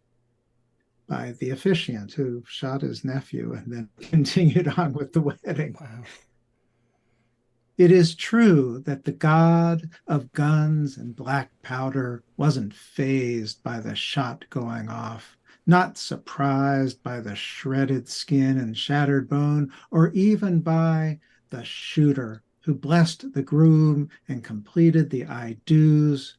What else could be done but kiss the bride who happened to know what guns can do? She'd seen it in other women's eyes, the blood that was the wife price, the for worse of her wedding day. Oh, that was a beautiful poem, and a really strange, interesting story there too, Dick, to point out. Officiant fires gun to welcome bride, shoots grandson, and the wedding goes on. I mean, what a world we live in where that's a possible headline. Yeah. Well, that turned out the guy had 21 other grandchildren, so maybe that's why I wasn't so. Oh, wow. Well, yeah, thanks for sharing that, Dick. It's great to have you back. It's always a pleasure seeing your face. So Good to see you. Appreciate you. Bye. Bye. It was Dick Westheimer. And now I see a bouncing person in a chair over here, and we're going to move to our youngest guest ever on the Rattlecast. Hey, this is Elizabeth Dozier-Moshman. Hello, Lizzie. How you doing? I'm doing good. How about you? I'm doing great. So you, as you know, and everyone at home probably does too, because they probably subscribe to Rattle, you were one of the poets in the 2023 Rattle Young Poets Anthology. Now hold it up. Yeah, I still am. Awesome. So how was it like? What was it like to see your poem in print when you got the magazine in the mail? Was it fun? Yeah, it was really fun when I got it. Yeah. And so can your poem was My Scooter Goes Fast Down the Hill. Do you remember writing that and how it came to be? Is it based on a true story? Yeah, well, yeah. Yeah, tell me. You can tell me you like to ride your scooter if you don't. I like to ride my scooter a lot. It's basically just what I ride every single day, kind of. Mm-hmm.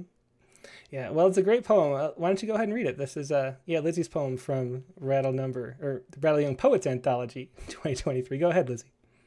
Okay, my scooter goes fast down the hill, and I look at the sky and tree branches. The sun was smiling, but I fell down. I saw the sky again.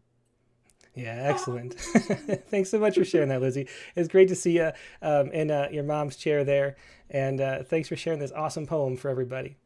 Thank you. No problem. Thank you. Yep, thanks. Bye, Lizzie. Bye. Yeah, that was Lizzie Dozier-Moshman with My Scooter Goes Fast Down the Hill. And we wanted to share that now because I thought it was a good time since the deadline for next year's Rattle Young Poets Anthology is coming up. It's November 1st. So if you know a young poet, famously, not Jane Hirshfield, Sharon Olds says there's not a bad poet in the third grade, and that is so true. There's so much magic and mystery and understanding in young poets, and we love to be able to share those every year in the Rattle Young Poets Anthology. So if you know of any young poets, it'd just be wonderful if you could help spread the word and share, and you can submit poems on their behalf as long as you have their permission, and they can submit poems too. It's poets age 15 and younger. And once again, the deadline is November 1st, and we put out that chapbook every summer of poems by young people, which is really great to see. There's this childlike quality that we're all striving toward as poets, finding that mystery of the world and seeing things in new ways. And, young poets have that automatically, so it's always great to see. So thanks again to Lizzie for sharing that poem with us and reminding everybody that you can do that. Yep, bye, Lizzie. Yeah, and so let's go next to Joe Cottonwood. Hey, Joe. Okay, let's let me unmute here. Okay, hi. Hey, how you doing today? Thank you for the Young Poets Anthology. I read it. I love it. It's an inspiration to me every year. So I'm really glad you do that. Yeah, us too. It's really fun reading the submissions and just seeing the way, it really, to be honest, it opened up my understanding, because we started before I had even kids that were old enough to write. And understanding how much the depth of thought in the world that goes on is something you forget how rich the world really is when you're, 5 or 6 years old. Mm. So what do you have that you'd like to share today, Joe? Well, I have a first job poem. Ah, great.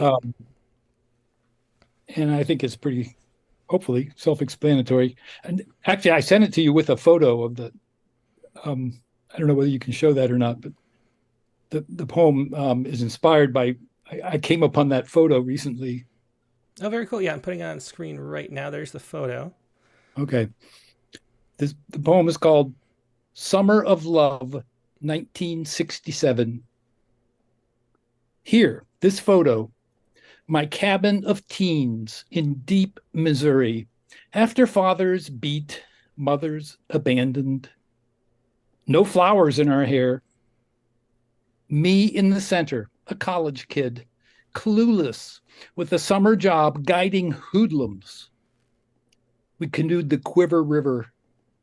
I played guitar, sang folky stuff, ate 23 prunes on a dare. They thought I was a constipated beetle. JL caught frogs, built a fire, fried the legs, shared them. Oscar had an enormous penis, laughed at mine. Little Roy caught moths, pinned them to an outhouse wall where they fluttered and starved. All had troubles. I loved them all. Where'd they go? 3 to Vietnam, this I know. JL, Oscar, Little Roy. Names in a bathroom stall. Moths at a monument, pinned on a wall.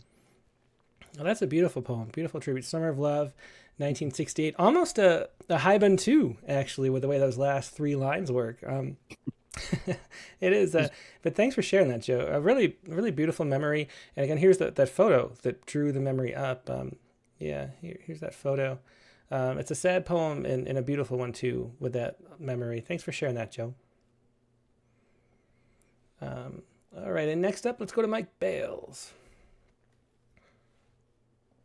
This interview is amazing. Well, thanks, Mike. It's one thing to write thing. It's another thing to convey meaning, which I think is kind of hard to do. I'm a scene writer, and I just kind of hope that some meaning comes out of whatever scene I'm doing and whatever people I put on page. Mm-hmm. Sometimes my scene writing translates to poetry, sometimes to short stories. It's insubmittable. Okay, yeah, I'm pulling it up right now. Is this Sunday edition? It is. Okay.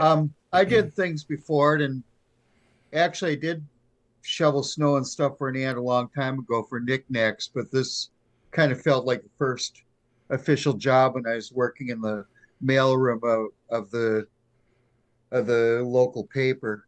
This is Sunday edition. Okay. Early on Saturday mornings, the mailroom was still, the wooden floor stained with splotches of ink. Pre-sections stuffed with ads were stacked against walls.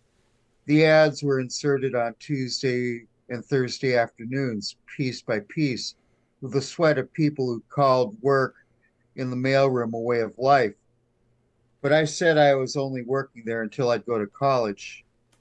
A look through a plate glass window showed the press at rest, waiting to churn out the Sunday edition, starting just before midnight.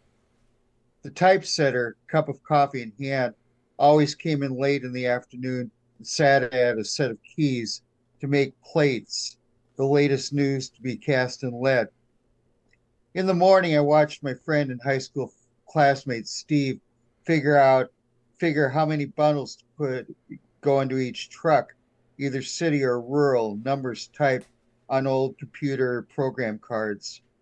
His older brother Don, who hired me for the job, said newspapers were in his blood. The newspaper was in his blood of his family and of the two brothers who ran circulation.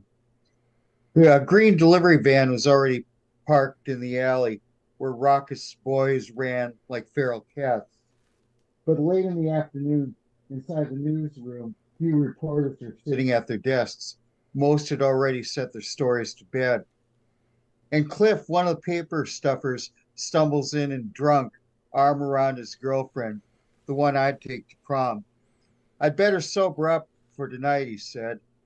And each person who passed through the mailroom acted out scenes of their lives as I made labels for bundles to be left at appointed drop-offs while the city waited to hold the news in its hands. Oh, yeah, another great memory poem. Thanks for sharing that, Mike. Thanks. Yeah. Is it Mike Bales or Mike Bayless? Bales, actually, I correct pronunciations. I always say Bayless has two S's on it. Uh-huh. It's kind of funny how places that I want to get away from and don't want to see that later on I kind of like them. Yeah, well, that was great. Yeah, thanks so much, Mike. And thanks for, I was wondering, I've been talking to you saying Mike Bales for so long, and then it occurred to me that maybe I've been saying it wrong and you've just been too nice to correct me. So I thought I'd finally ask. Thanks, Mike. Well, you figured it out. I guess so. Thanks, Mike. Take care. Okay, thanks. Yeah, it was Mike Bales with Sunday Edition.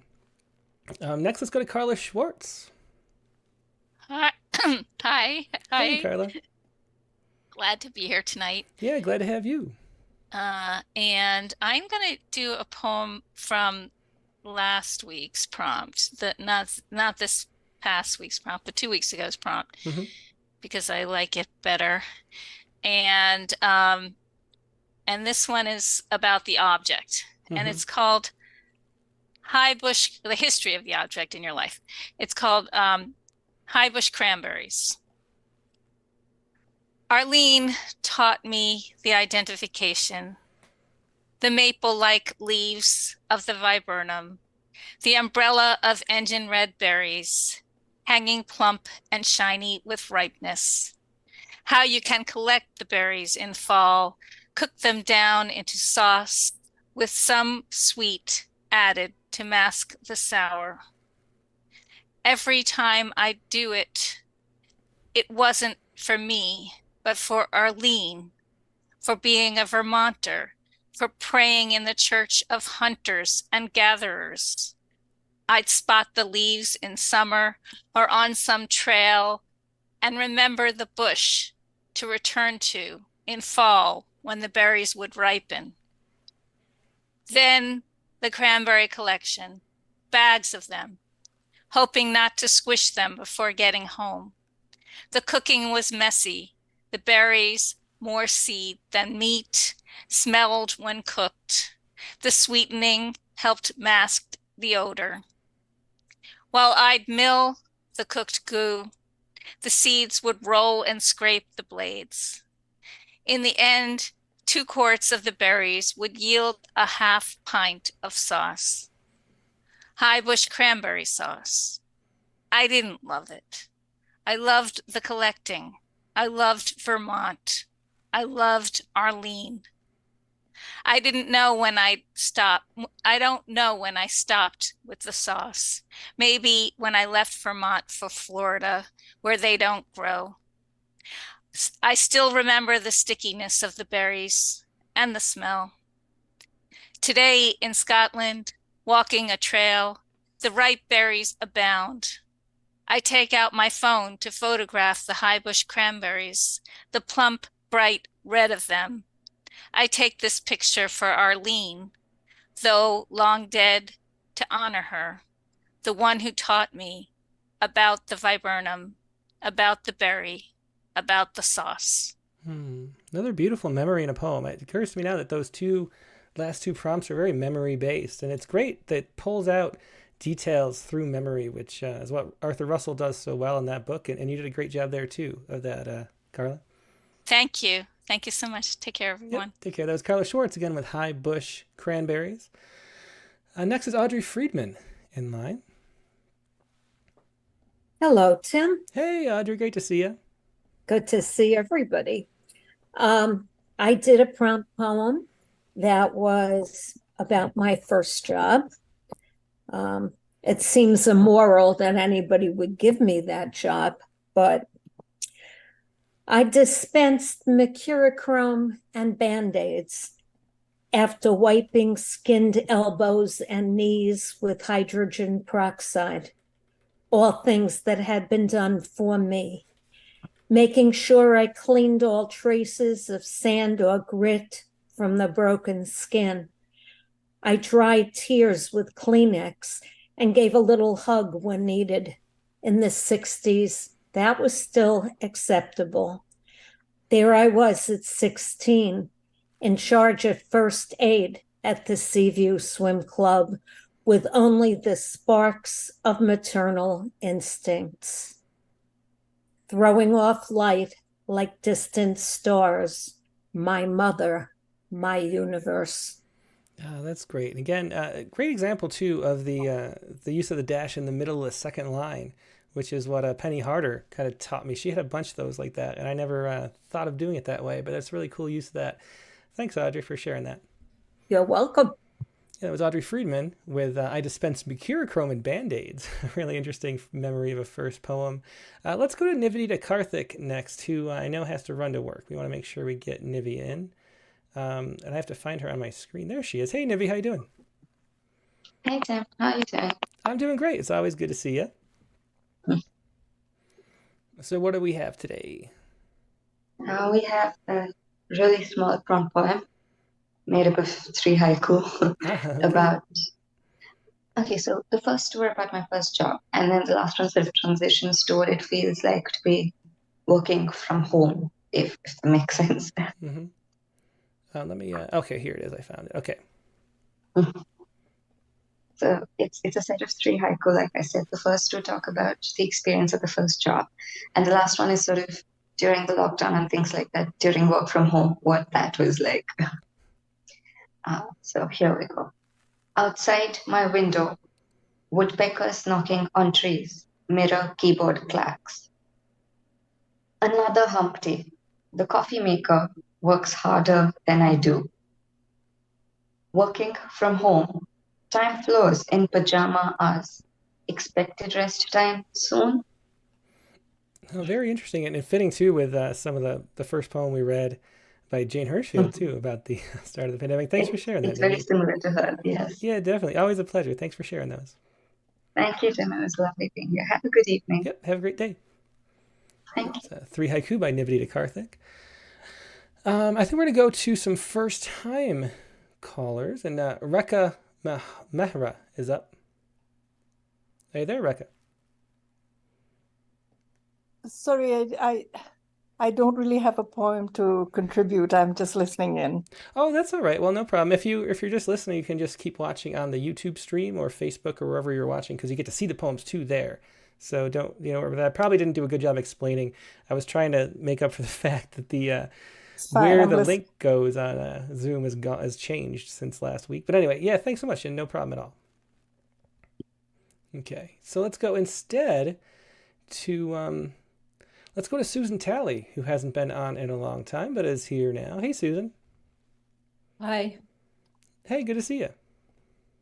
it's good to see you. I had to do this prompt poem because I feel like I've been missing a lot of the prompts. They're kind of in my consciousness. And I sent in a little poem that I wanted to read at the beginning and the end, like to say any first job has some pollution attached to it, some disturbing stuff. So I wrote a poem about fall, like as if it was a haiku for the beginning and end.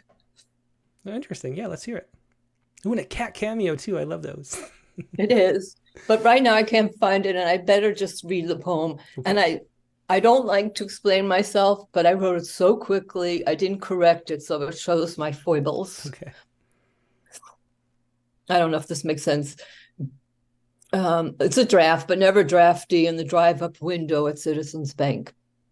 It was always winter. There was snow and rain, a walk from the bus to the drive-up window, always a buzz to let me in, a door always that locked until they said it wasn't. Only the senior teller kept the key until she gave it to me that one time. The customers did their banking from the seat of their cars. There was always an arm out the window, always a thud when the tube slid into the slot that reached the bank teller, always a connection made to time capsule lids that always stayed shut and opened as they should, that went back into the slot after we processed the transactions. The desk, one large communal table, little drawer with paper clips and slips, file cabinets were kept under the senior teller's side. About 2 place settings for me. We did eat at our desks. McDonald was on the same road. It was very warm inside, sitting behind a glass window, watching the cars roll up. And when they didn't, there was music. Not a bad place to sit at the end of the shift. And a shift in my consciousness was on the dull side of middle America as I saw it from the window. Oh, great ending. I love the repetition of a bunch of words in that. That was really, really well done. Thanks for sharing that. A great first draft, Susan. Thank you. Yeah, that was Susan Talley with But Never Drafty in the Drive-Up Window of Citizens Bank. So thanks for sharing that, Susan. And next, let's go to, Brent Stauffer is here, another one who has not been here in a long time. It's great to see you, Brent. Hey, Tim, how's it going? It's going great. Where you been? Oh, my schedule got all messed up, but I think I have fixed that problem, and hopefully I'll be around more. Oh, that's great. Things have changed. Yeah. Well, me and Katie have been talking about we miss you a lot, so it's really great to see you. Actually, my mom brought you up too. She was like, "Where's Brent Stauffer?" So we all miss you. Oh, that's great. It's good to see you. That's awesome. It's good to be seen. Yeah, and I love what you've done with the place. Yeah, it's really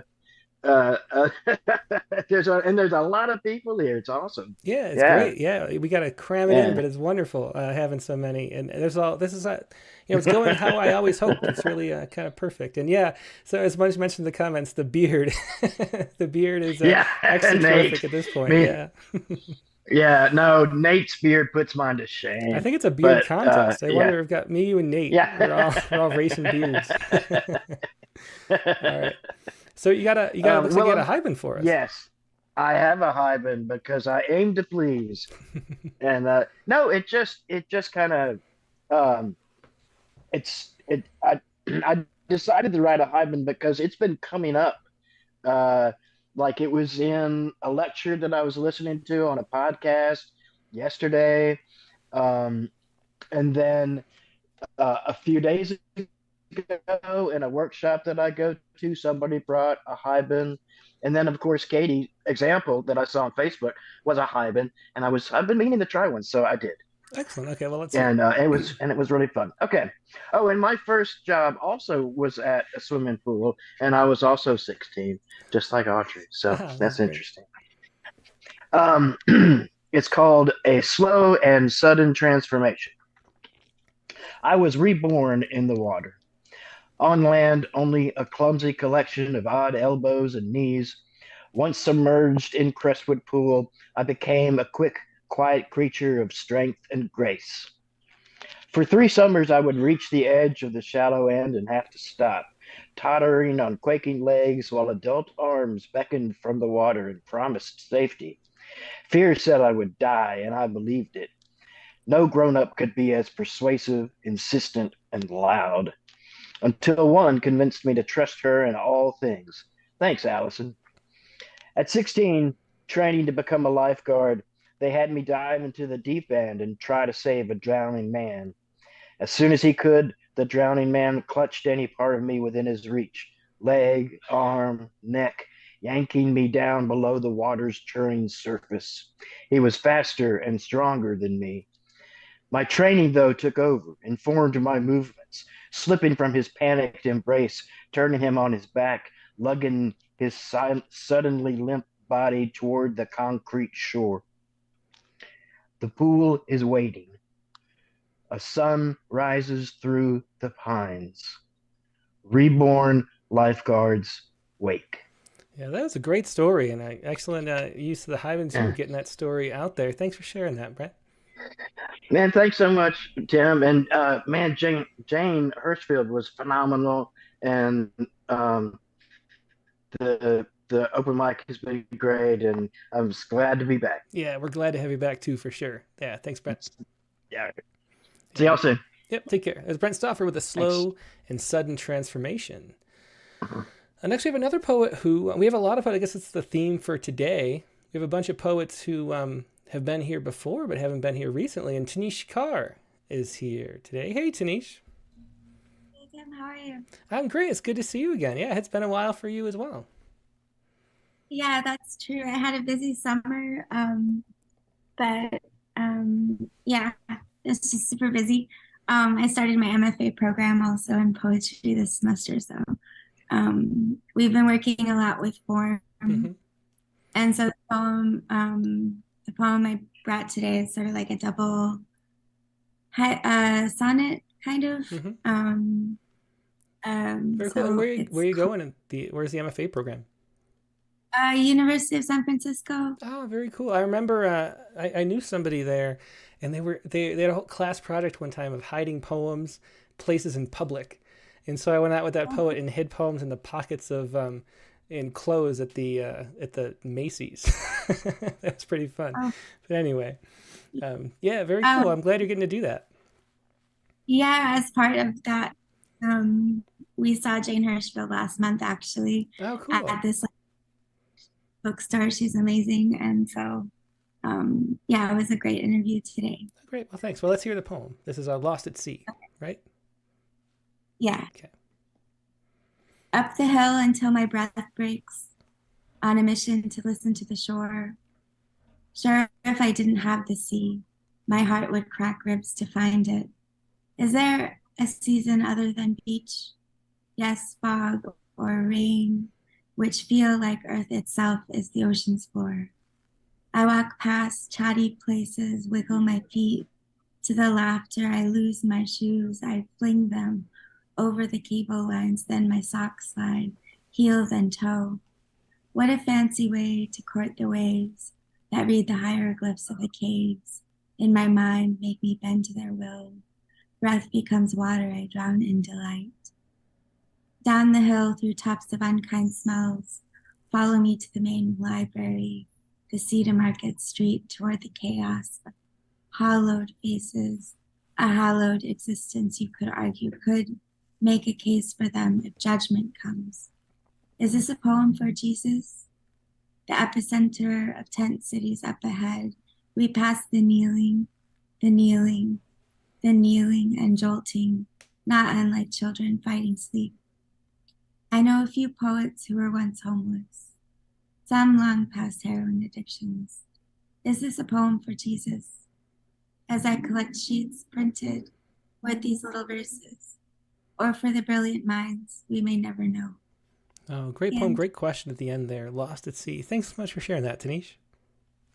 Yeah. Yep, take care. It was Tanish Carr with Lost at Sea. Let's go to a first-time open micer. I think it's Douglas Silver. Hey, Douglas. Tim. Hi, Tim and Katie, all the poets. Good to meet you. Yeah, Hello. good to meet you. So, where are you calling from? Or I guess it's I'm in, not calling anymore. It's zooming from. all right, I'm in Seattle, and I heard you haven't seen the rain for a while, so you should come up here once in a while. We got the rain up I here definitely already. should. The funny thing is, it's I've been going out of town. I've been going to Texas like once a month, and every time I go, it rains, and then I come back and it doesn't rain. And it's not even raining in Texas either when I'm there. So I haven't seen rain literally since May. So maybe a trip to the Pacific Northwest would do me good. We've been dry, but it's rainy now. Yeah. I have a poem. It's based on my first job. Hmm. It's called Perspectives. Okay. And how did you send it? Was it through the submission thing? I Or? sent. I'm sorry. Yes, thank you. I sent it through email a couple days ago. Okay, let me find it. Thank then. you. Yeah, no problem. Just bear with me. There we go. Okay. It's a long list, so I'm Perspectives. scrolling a lot to find it. But there you go. Perspectives, yeah. Business was booming at our little local farm stand. It goes with the territory. Early July on Cape Cod. I scrutinized the license plates. I scrutinized the accents, wondering what it was like to be from elsewhere, to be elsewhere. 1 week into my summer job there, my first job anywhere, stocking the bins with everything from apples to zucchini, the owner beaming, told me it was his best week ever. Not the most profit, but the most customers. It must be you, he complimented me. You're the lucky charm. I smiled and blushed with pride right in front of a customer, buying a watermelon, placing it on the scale. 90 cents, please, I told her. She smiled and gave me a dollar bill, told me to keep the change. After she drove away with her watermelon in the passenger seat of her Mercedes with New Jersey plates, the owner walked over with another watermelon, placed it on the scale, asking me, how much is this one? I scanned the grid of numbers on the scale. 75 cents, I said. As he came over, stood behind me, asked me to trace my finger across, up and down the numbers. Price per pound and how many pounds? 15 cents a pound and 5 pounds, I told him. No, you're reading it wrong. His voice displaying an anger I hadn't noticed before. It's 15 cents a pound, but it weighs 8 pounds, $1.20. I was reading the scale from my perspective at maybe 4 feet 2. He was reading it from his at maybe 6 feet 2. His face growing more and more red, quickly calculating the week's losses, the 2 feet between us making all the difference. Thank Wow. you. Yeah, that's a really interesting poem. Great. Thanks for sharing that. A great story and great to put into words. Thanks. Good to meet you. Yep, thanks. Yeah, that was a Perspectives, again by Douglas Silver. And fascinatingly, that I was trying to find a title for my poem, and I totally forgot until just now. But my dad used to always also say, "Business is booming" at the old gun store, and I think that's going to be the title of my poem. So thanks for giving me that too, Douglas. That's great. I completely forgot, but he would always say that. He was like, "How's work?" He'd be like, "Business is booming." It's a dad joke, and a I don't know. Anyway, let's go next to Karen Marker. Hello. Hey, Karen. Good to see you. I had written a prompt poem Mhm. or to the about a job, but I could not resist sharing the poem I'm going to share tonight. Uh-huh. I love Jane Hirshfield, and I loved your interview, and this poem speaks to me right now of what's going on Oh, in the for world. sure. Yeah. Mm-hmm. So, at the gate, on Yom Kippur, beneath the surface, my empty stomach's hunger rumbles. It's like a deep sea I dive into, like I'm encased in water, like death has pulled me under, so I can't talk, but I can hear my breath. Above me, there's a blur of white, muted voices, words I can't make out. More than half the day has passed. My life, the fast's almost over, and I am ready to find my way back through the winding labyrinth of once, to see what happens when the rusted gates open, just like they did in Fez, to a secret garden that once was a garbage heap before it became a roofless shelter overrun by roses, bougainvillea, morning glory, 2 mulberry trees at the entrance. I am ready for the gates to grow gold as they open to everyone I have loved and lost, who I will find there running around like wild sacred cats. I am ready to hear the call to prayer like a fountain for washing, like rain to the roots. After all the flowers have wilted, I am ready to be here in the clay of this earth. Oh, beautiful poem and great ending, Karen, and definitely such an important topic going on right now. It's hard to, think about other things with how much is going on in other parts of the world. Thanks for sharing that. Yeah, thank you. Yeah, it was Karen Marker with At the Gates. Next, let's go to David Cohen. Hi. Hey, David, good to see you again. Good to be here. So I've got a prompt poem. It's a prompt poem, so it's the first place you worked. Yep. It's called Queso's Market. Okay, let's hear it. I never knew who Queso was. The sign said Harvey Tesman, proprietor. My first summer job. A hometown place familiar. The back of my hand, I didn't know it all. A bodega. Can you call it a bodega when it's run by an MOT in a waspish suburb? It wasn't even on the corner. Middle of the block, next to Larry's barbershop, where I used to sit in the pony chair and clippers always tickled. Harvey, Larry, and Tony, who did know Queso, who once upon a story delivered ice blocks, stronger than his gray hair and 5'4" frame and voice. These first name adults, I met them all without meeting them, like you do. A kid in mother's entourage. I met the public faces, semi-obsequious. We used to shortcut through Harvey's, like everyone. Nobody called it Queso's, except the signs, one over the awning, one facing the parking lot, shared with bus stop and train station, always friendly greetings as we shortcutted to Mom's shopping when people still shopped on Valley Road. I guess they still do, a little, but restaurants keep the block alive. Graduating from Pisher to pubescent, I tied on an apron and learned how to open the walk-in from the inside. I learned the price of bananas and single-serve cans and mopped and carried packages to cars and even got a tip or two. Mopping, fetching ice, not blocks, crushed. A deal with the first name fish man. I can't remember now, but he had an ice machine. A deal Harvey made, or maybe Queso. I would scoop ice into a big crate under a fishy gaze of resentment. Why make a deal you resent? Not as strong as Tony's Iceman days, or even his loud gray bodega days. Not then, probably not now. So a dolly, wheeling ice away from fish smells to fill the displays. First chore of the day, put out the lettuce and berries. Got yelled at for messing up hand-packed cherries. How was I supposed to? My favorite, using the big hook thing to unfurl the awning. So satisfying. Mrs. were yet rare among the Upper Montclair. Mrs. So-and-so cut through, like everyone, and Harvey and Tony, semi-obsequious, but out of earshot resenting the shortcutters who didn't shop, not even when they shortcutted back to station wagons and Mercedes. Is that your son? Asked the waspiest women. Is Harvey your dad? Feeling Jewy with a smile and resentful, explaining, I just worked there, semi-obsequiously. Broccolis and melons, back in boxes, back in walk-in, toss the spoiled, mop the floor, furl the awning. So satisfied. Great ending on that, and great beginning, too. That's David Cohen, also known as Doodle Slice, on Twitter and everywhere else. And David is a regular on the Poetry Space.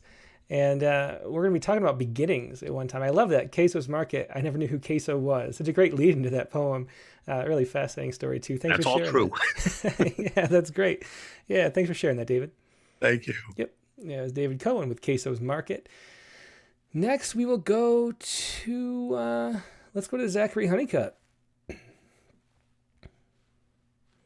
Hey Tim, how's it going, Hey, man? Zach, it's great. How you doing? Hey, you got your own. As Yeah, promised, you have a real welcome to background my instead of a book green nook. screen. I like it better. I think it looks much more classier and more graceful than a green screen. It does. It definitely does. I love the books you got back there too. So, so what do you have It's to like share? the Christian stuff up top, and then down in the basement, it's got the Raven and Edgar Allan Poe and H.P. Lovecraft, and then I got Rattle books and my poetry on this side, and The Hobbit, and a bunch of random books down there that I need to read. So. Well, looking good. So what do you have to share with us today, Zach?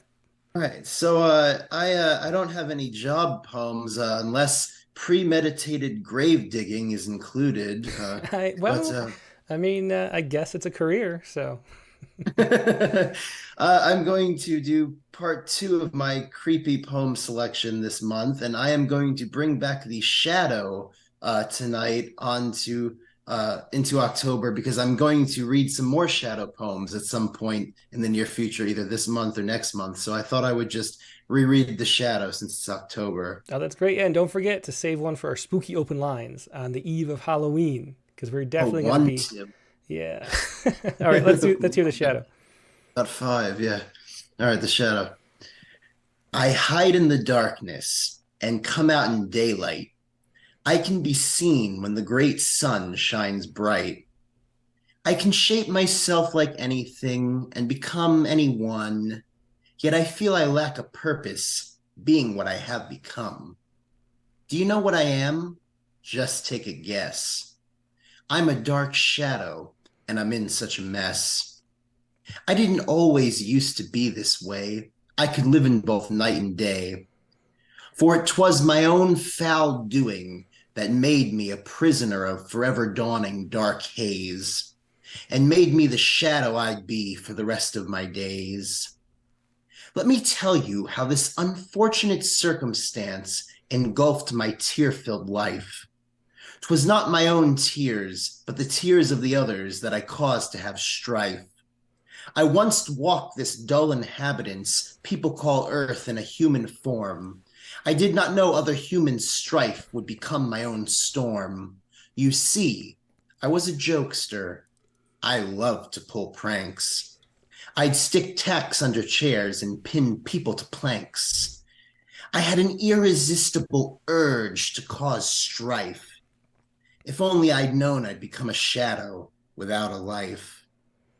One day I was sitting down in Miss Harpin's class. I sat there staring at her with hateful feelings that wouldn't pass.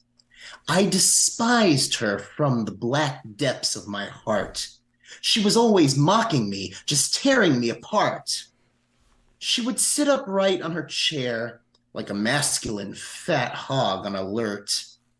She didn't realize with every taunt of hers just how bad inside I would hurt.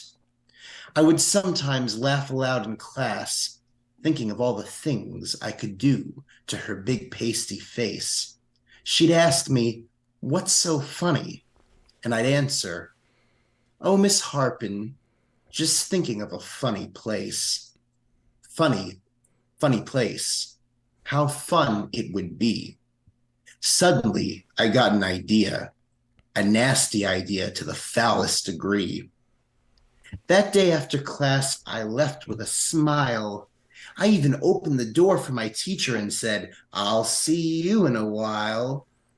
As she walked away, I said one last thing to the hog. "Hey, be careful. It's hard to see in this thick fog." Indeed, for days there had been a thick fog lurking around in sight. It was perfect for what I was about to create tonight. I stole a shovel from an old, worn-out shed and hastened back to the schoolhouse, funny thoughts still racing in my head. Quickly but cautiously, I started digging a pit. And guess who it was for? My dear teacher, the twit.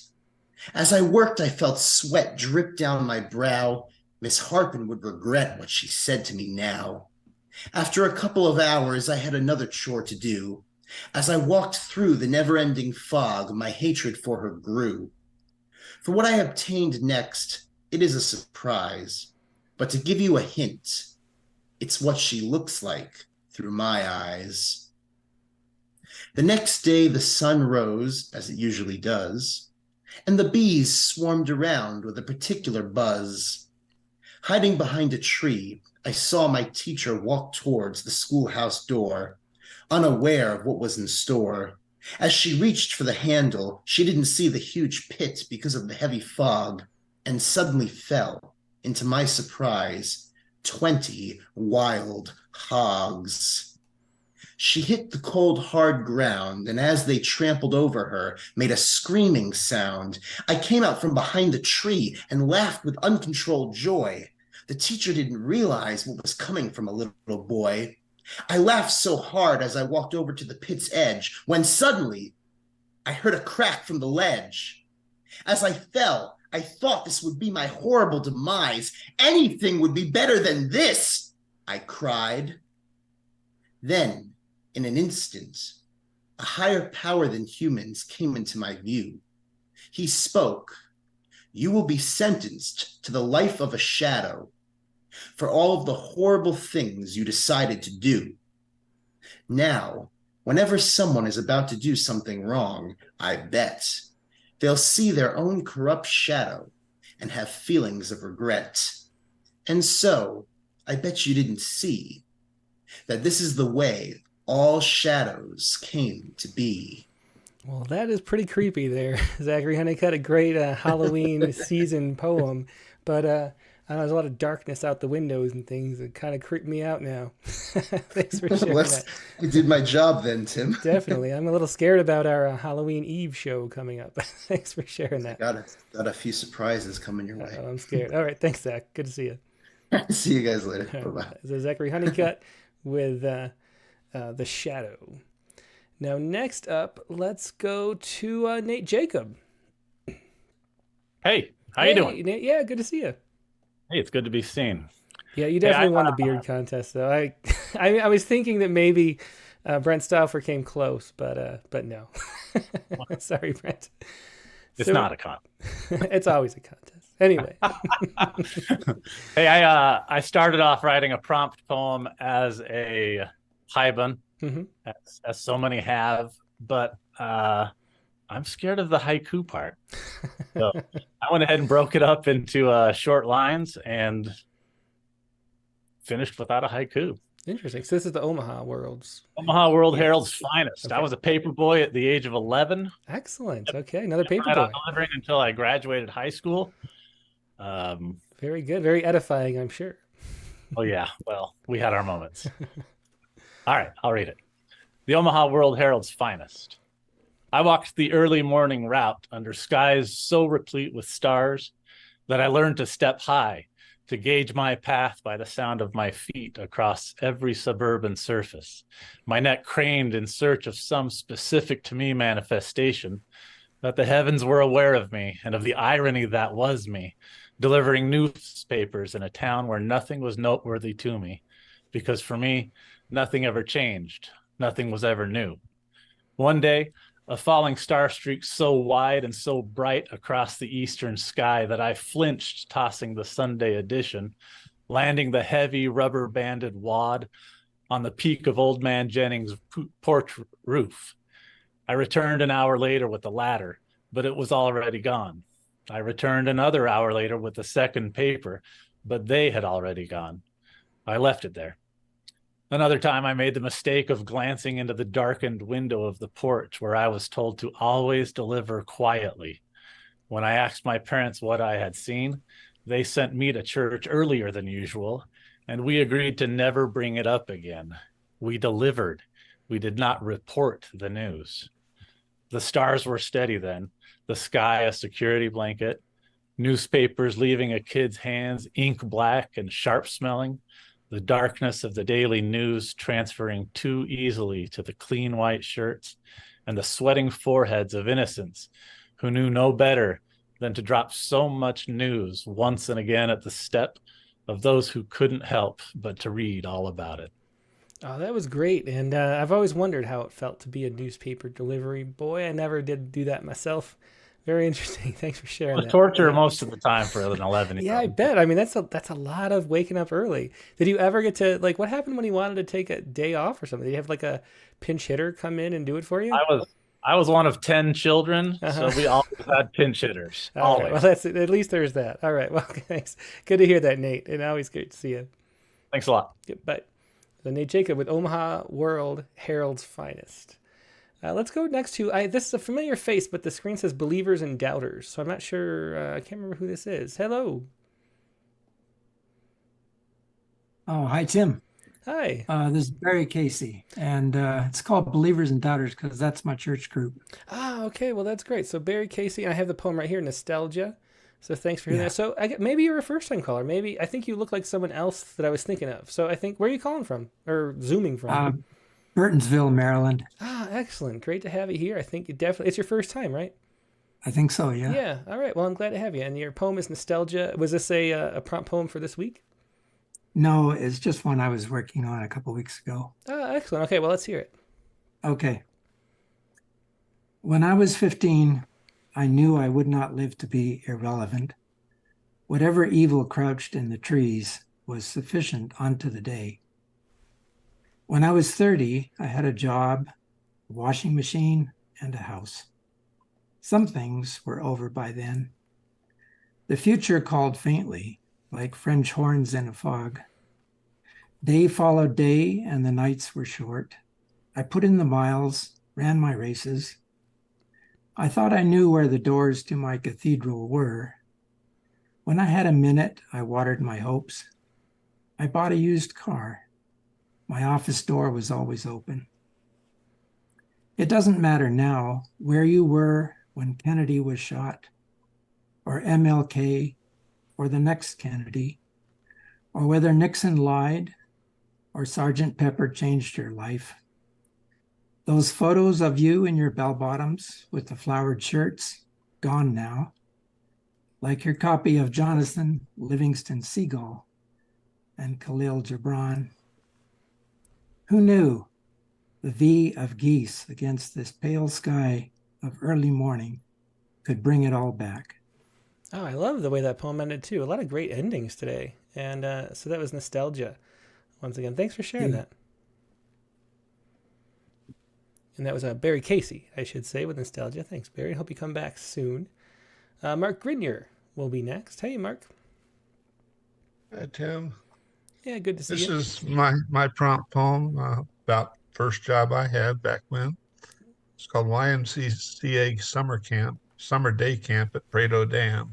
Okay, let me pull it up. Did you submit or email? It's open mic. I sent it to open mic. Okay, let me sorry, where?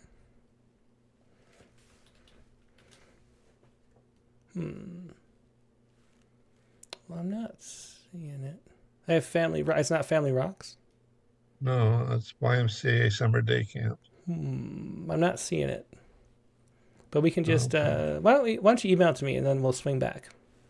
Okay, I'll do that. Yeah, and make sure you email it to open mic and not my regular address. Yeah, I don't see it for sure. Okay. All right. Okay, we'll swing back to Mark. Next up, instead, we'll go to Mary Lisa Dinavanicius. Hey, Mary Lisa. Hi, everybody. How's it going? It's great. It's good to see you. Yeah, it's good to see everybody too. I'm going to read the poem that I sent you. But also, I sort of half started. I've been playing around with haiku. They're not haiku yet, but they will be. And it's really short.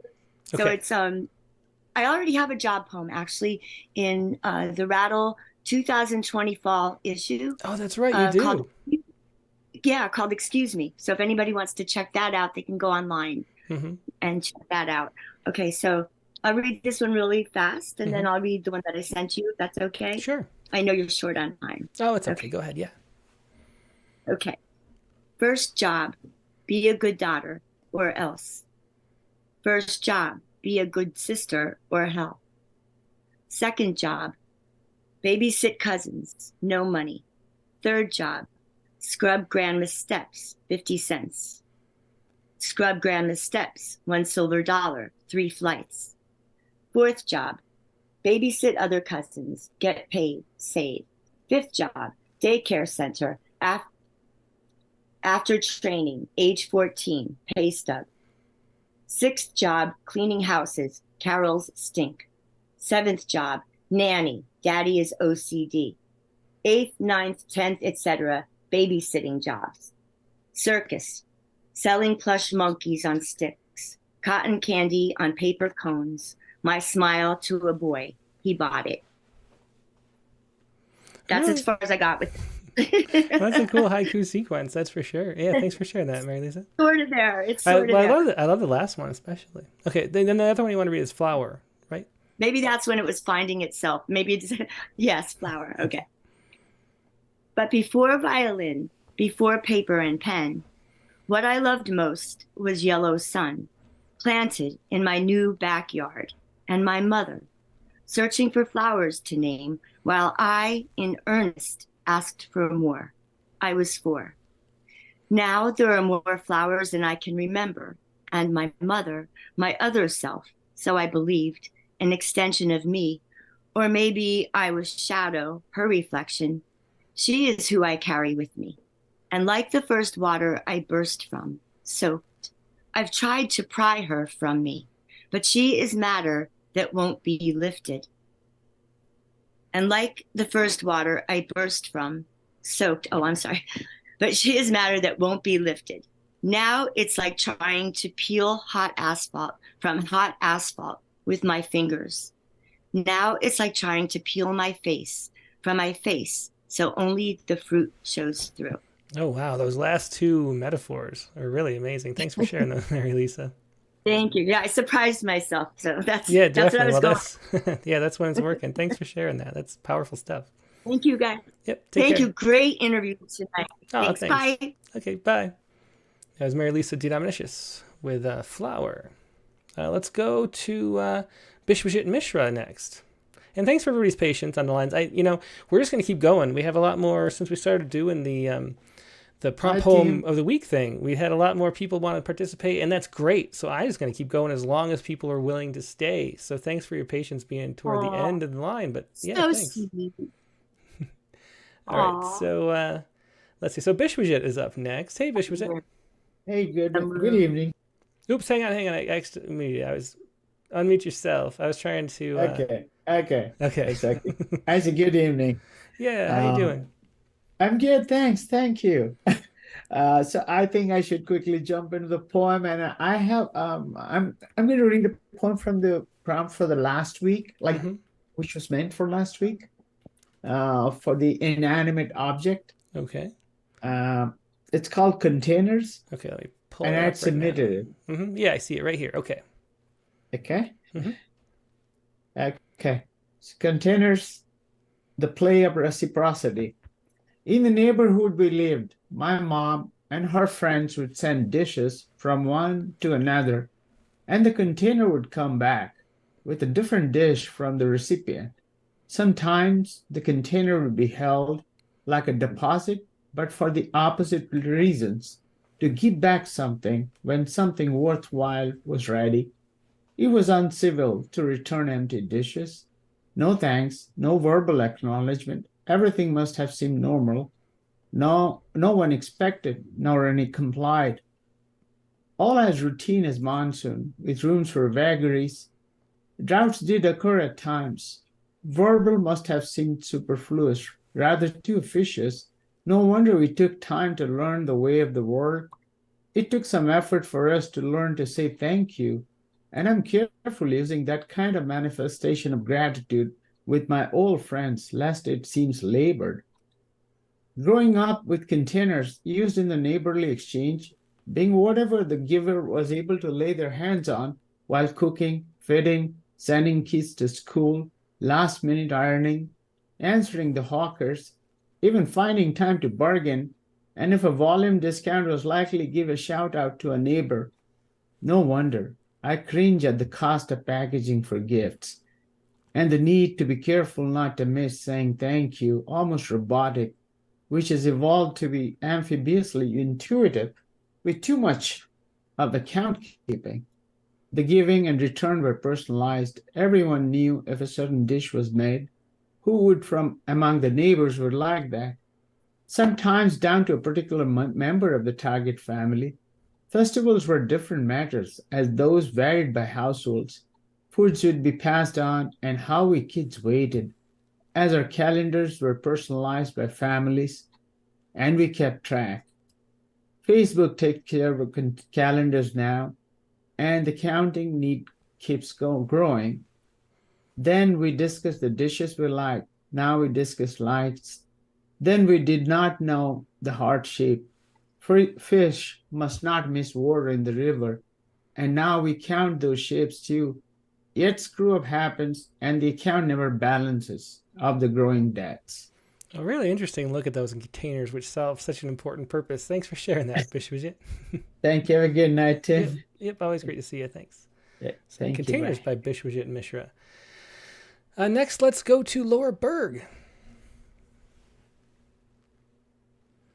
Hey, these poems are so beautiful tonight, and I learn a lot by hearing how people approach the topic, and it is so enriching, and I'll be able to write differently because of the experience. Oh, that's great. Yeah, that's how I feel too. It's such great looks at different types of poems. So I tried the prompt. Mm-hmm. So here we go. Okay. And it's called Slow Words. Mm-hmm.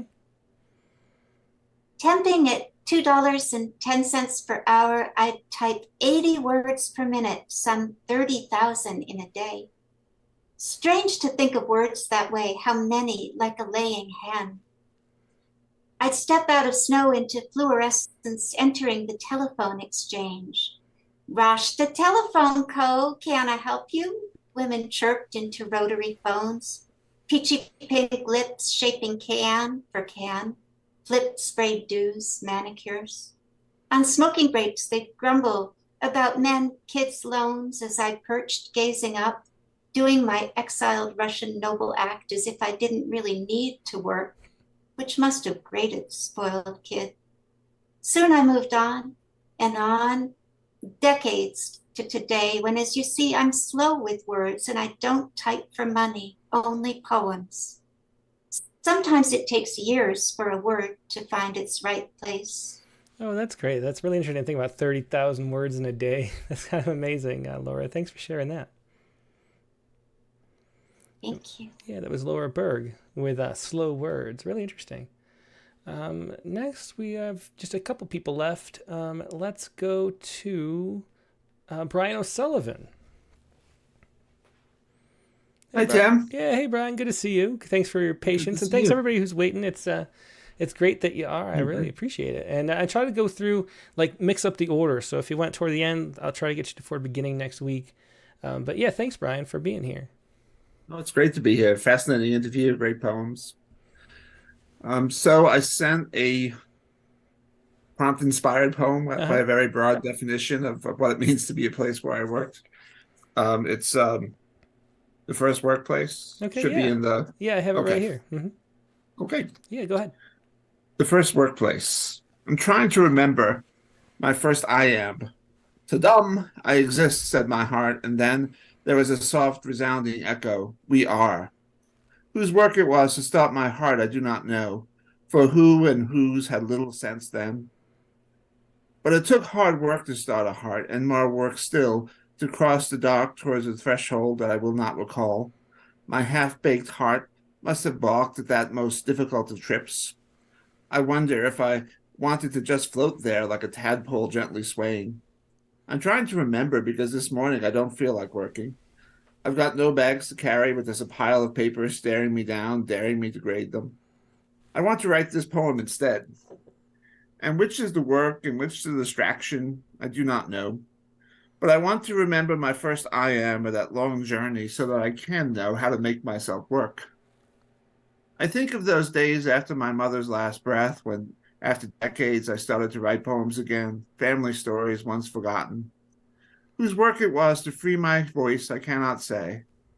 But I do kind of feel myself starting to pray for a soft, resounding echo to guide me on my way. Really interesting rhymes in there too. Interesting poem. Thanks for sharing that. The interesting place to go as far as the first place of employment, the first workplace by Brian O'Sullivan. Thanks, Brian. Thanks. Yep. Take care. Is that The First Workplace by Brian O'Sullivan. And next, a couple people left. John Yo, we have. Hi, John. And that is John. Let's see. Are you there, John? We'll give him a second. I'm trying to remember who John. Let's see. Okay. Well, we'll move on to Lucy Chow. Maybe John will pick up later. Hey, Lucy, are you there? Hi. Hey, Lucy, good to hear you. How you doing today? I'm good. Okay, so I have your prompt poem here. And is there anything you'd like to say about it? Actually, I have a pretty roundabout way to approach the prompt. Because first, this is a persona poem, and I'm assuming the voice of the adolescent Amy Clempitt, the poet. Oh, interesting. Mm-hmm. So her biographer, Willa Spiegelman, describes the place, the Cummington School, where she spent her summer between junior and senior year of college as a Quaker work camp and an art colony put together. So that extremely appealed to me. So I imagined that as her place of the first job. So because she worked, studied, and made art and made friends there with other like nervous artsy kids. So here I'm speaking in her voice. And because she had this fascination with flora and had this Quaker sense of community and a sense of being simultaneously on the move and staying put. So I'm exploring her concerns in her mature poetry by zooming in on her youthful self, working with non-native plants and non-native human companions at the edge of sea, because Cummington School is actually on the Atlantic seacoast. All right, well, it sounds interesting. And yeah, I'm a big fan of Amy Clempitt, actually, so it's interesting to hear this poem. Let's hear it. Okay, I'll read it. It's called At Cummington Community Garden. Amy Clempitt, summer 1940. Here July is dry and snappy as the thin, gritty dirt I daily dig fingers into. The sun arch and ironic, a suave sophistication of radiance, not the ardent adolescent I am, daughter of the lush, loam-laden, root-wrapped heart of this continent, whose aorta debouches into a 1,000-mile-wide body of verdure, each root hair of a grass blade, a capillary, the sun-charged sugar blood sluices and floods, a boundless circulation echoed above by cyclones, tornadoes, and whirlwinds, jaunting at their devilish pleasure across the heartland, with no regard for us, our red cedars and cattle, stolid as their battered bulls. I might well have been wafted from Pioneer Farm to Cummington on one of those. Only this Sturmwind is of my self-made inward weather, a seed of prairie grass needing to sprout far from home, at the frontier of land wading into sea, where the air is saline, the soil thin, the birds and flowers alien others, where my sensitive root hairs, raw, anxious, pushing out of the solitude of my coracle of seed clothes, will absorb what truly is the world, what it is to be wind-blown and earthbound. All day I'm attentive to weather and what grows in the garden, which the watchful find no less theater than a midsummer's dream. All day I turn over memories in daydreams, while my trowel turns these meager sand carpets barely covering the bedrock, my mind being of two minds, a mirror that watches both the outer world and its unfathomable reality within. Today, as I pull out nameless weeds, listening to their strong, stringy roots snapping, watching the crisp breezes that sweep my hair sway their raveled fibers. A small twinge strikes me home, as if the thinnest but dearest string of a harp were snipped. I think of my Iowan Flora, whom I can't feel many thousand miles away, and whisper, "Can you feel this pain?" Natives of this seaside country, whose name I can't recall from a before life, you are sisters to the twin-leaf, trillium, and toothwort in the little groves at the seams of pieced land I wandered with Aunt Edith. You are raveled by root, root being what can travel across a continent and stay put by grace of patient growth. Today, having taken one from your blood sisterhood, my skirt trailing in dirt that's staining the skirts of all Cummington sisters, my fingers smeared with sap, scratched by rough, stubborn threads. I feel strangely initiated, as if by snapping a synapse, I had sewn myself into your neural web twined with the one of blood. Dear white snake root, alum root, blood root, one-flowered cancer root, dear golden seal, Solomon seal, angelica, and self-heal, you have no taproot, but knit a rhizomatic mat under this land, spanning from sea to shining sea. You link landlocked islands underneath, heal the chasms, and stem blooming seals on the comety. The Atlantic flings its mica flakes into my eyes. It hurts, this brightness of revelation. Dear Flora sisters, I now see it's true. I must be untrammeled into another country to write your story. Not a line, but webs, meshed with mine. Oh, very vivid as always, Lucy. Thanks for sharing that. There was at Cummington Community Garden by Lucy Chow, and a really fascinating look through the eyes of Amy Clampett back in 1940. Thanks for sharing that, Lucy.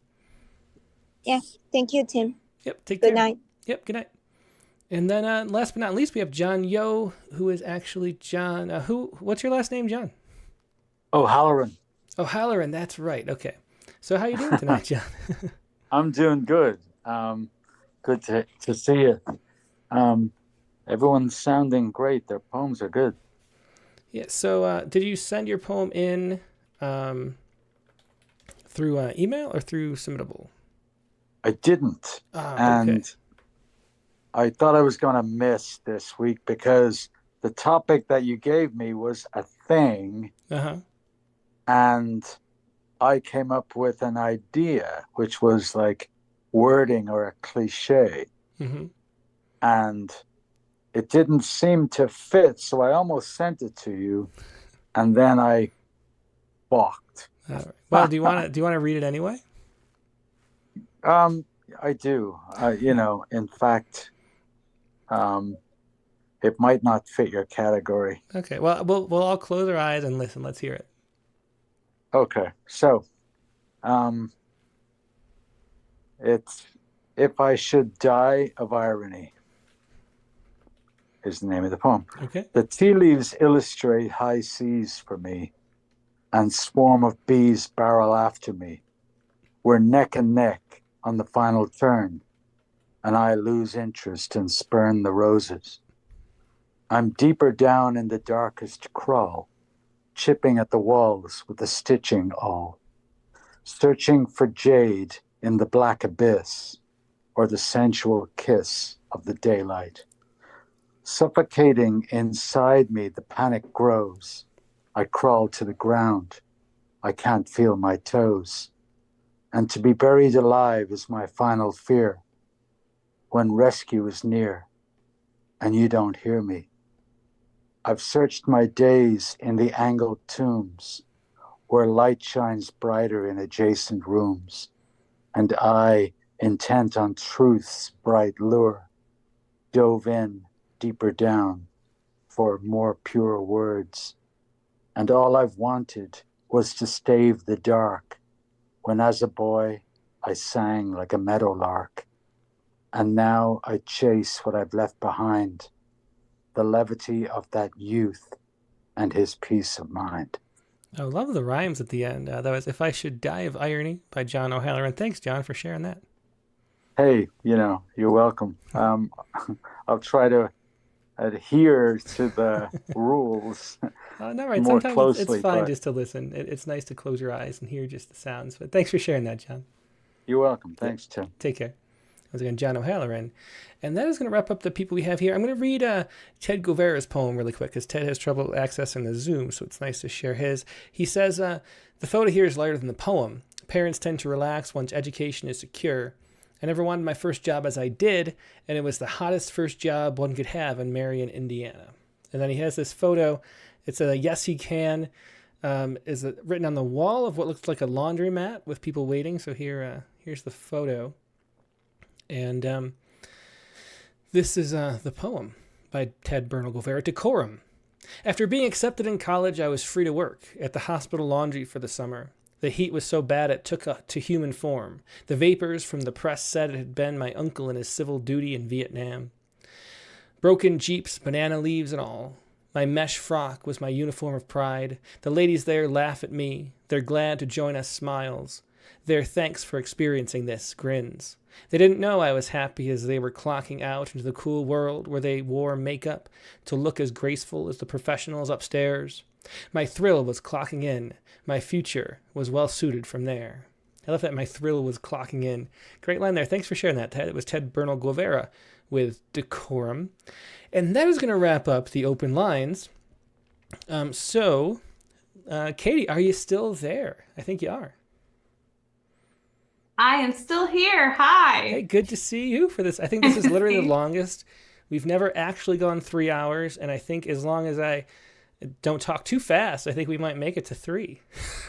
And the best, I have to say. I think it might be. It's been really incredible. Yeah, it has. It's just so fun having. I just love the open lines too. Sharing poems is just so fun.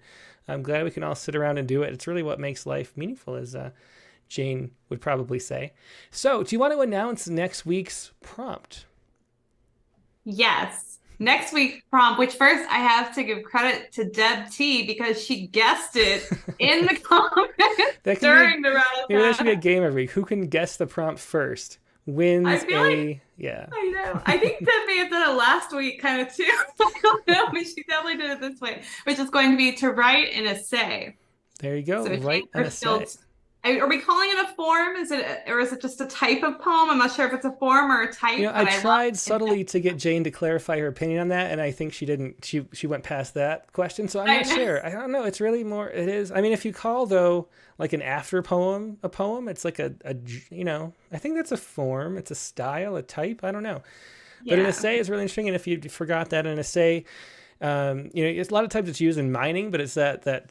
Examining things, breaking them apart to see what constitutes them. So a lot of essays of like ores and things like that. But what we're doing is writing an essay of some kind of topic. So break apart some kind of like feeling or some kind of object or some kind of thought or some kind of something, and then pick it apart and see what's inside in the most creative way possible. Really examine it at depth. That's the essay. It's going to be fun to write. I'm really excited. Yeah, I'm excited to do it because it also feels very different from the prompts we've had lately that have been more grounded in the literal in a sense. So it'll be really fun to I'm going to picture myself like mining.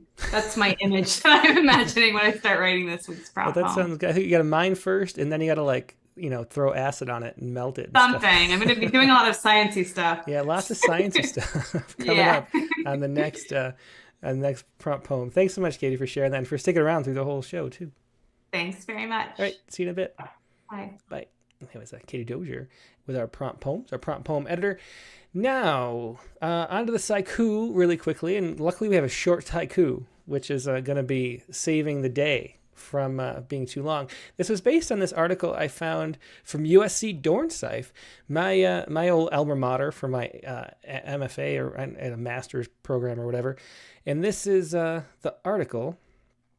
Here we go. Let me make sure you can see it. The article is right here. And then there were 6 kinds of taste, that is. In addition to sweet, salty, sour, bitter, and umami, which I only just learned about recently, a new study suggests the tongue might also detect ammonium chloride. as a basic taste. And so and what they did really complicated studies to see if ammonium chloride could activate certain receptors on the tongue, and it could. Then they studied that in wild mice and then other mammals. Chickens have really strong sense of this ammonium chloride taste, and we do a little bit, but other animals don't. And the theory is that it's because animals that eat in kind of a waste environment need to know what the waste is, and so we can detect ammonium chloride in our food.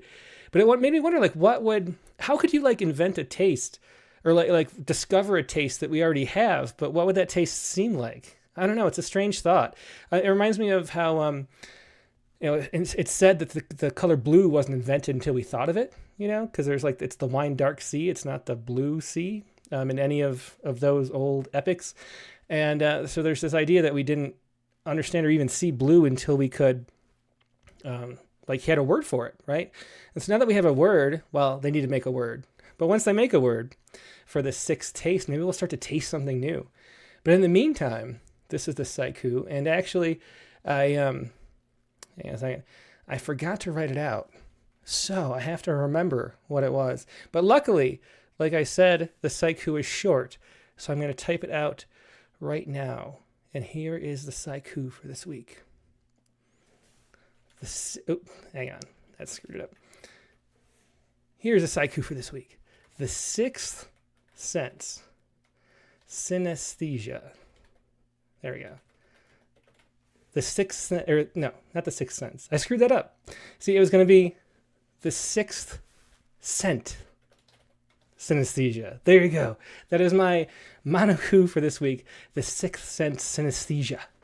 And that is your Sciku for this week. And that is the show for this week. Thanks, everybody, for sharing your poems and this wonderful interview with Jane Hirshfield, which I learned a whole lot about poetry. You really couldn't learn more from anybody else than Jane Hirshfield. So I'm so glad she could be a guest. Now, next week's guest on the Rattlecast is going to be, drum roll, Marianne Corbett. Marianne was in several issues of Rattle. She's a formalist, which is really fun. She's also worked in Minnesota state politics, too, which is interesting. Her new book is The O in the Air. You can see a Minnesota-y type cold cover on that photo. That's a guest, Marianne Corbett. Going to be fun to talk to her, focusing on, I assume, formal poetry, because that's what she mostly writes. That's going to be next week's guest on Rattlecast 215 with the prompt to write an essay. Monday, October 16th, the regular time, 8 p.m. Eastern, 5 p.m. Pacific. Hope to see you then. Hope you have a great week in the meantime, and I will talk to you later. Good night.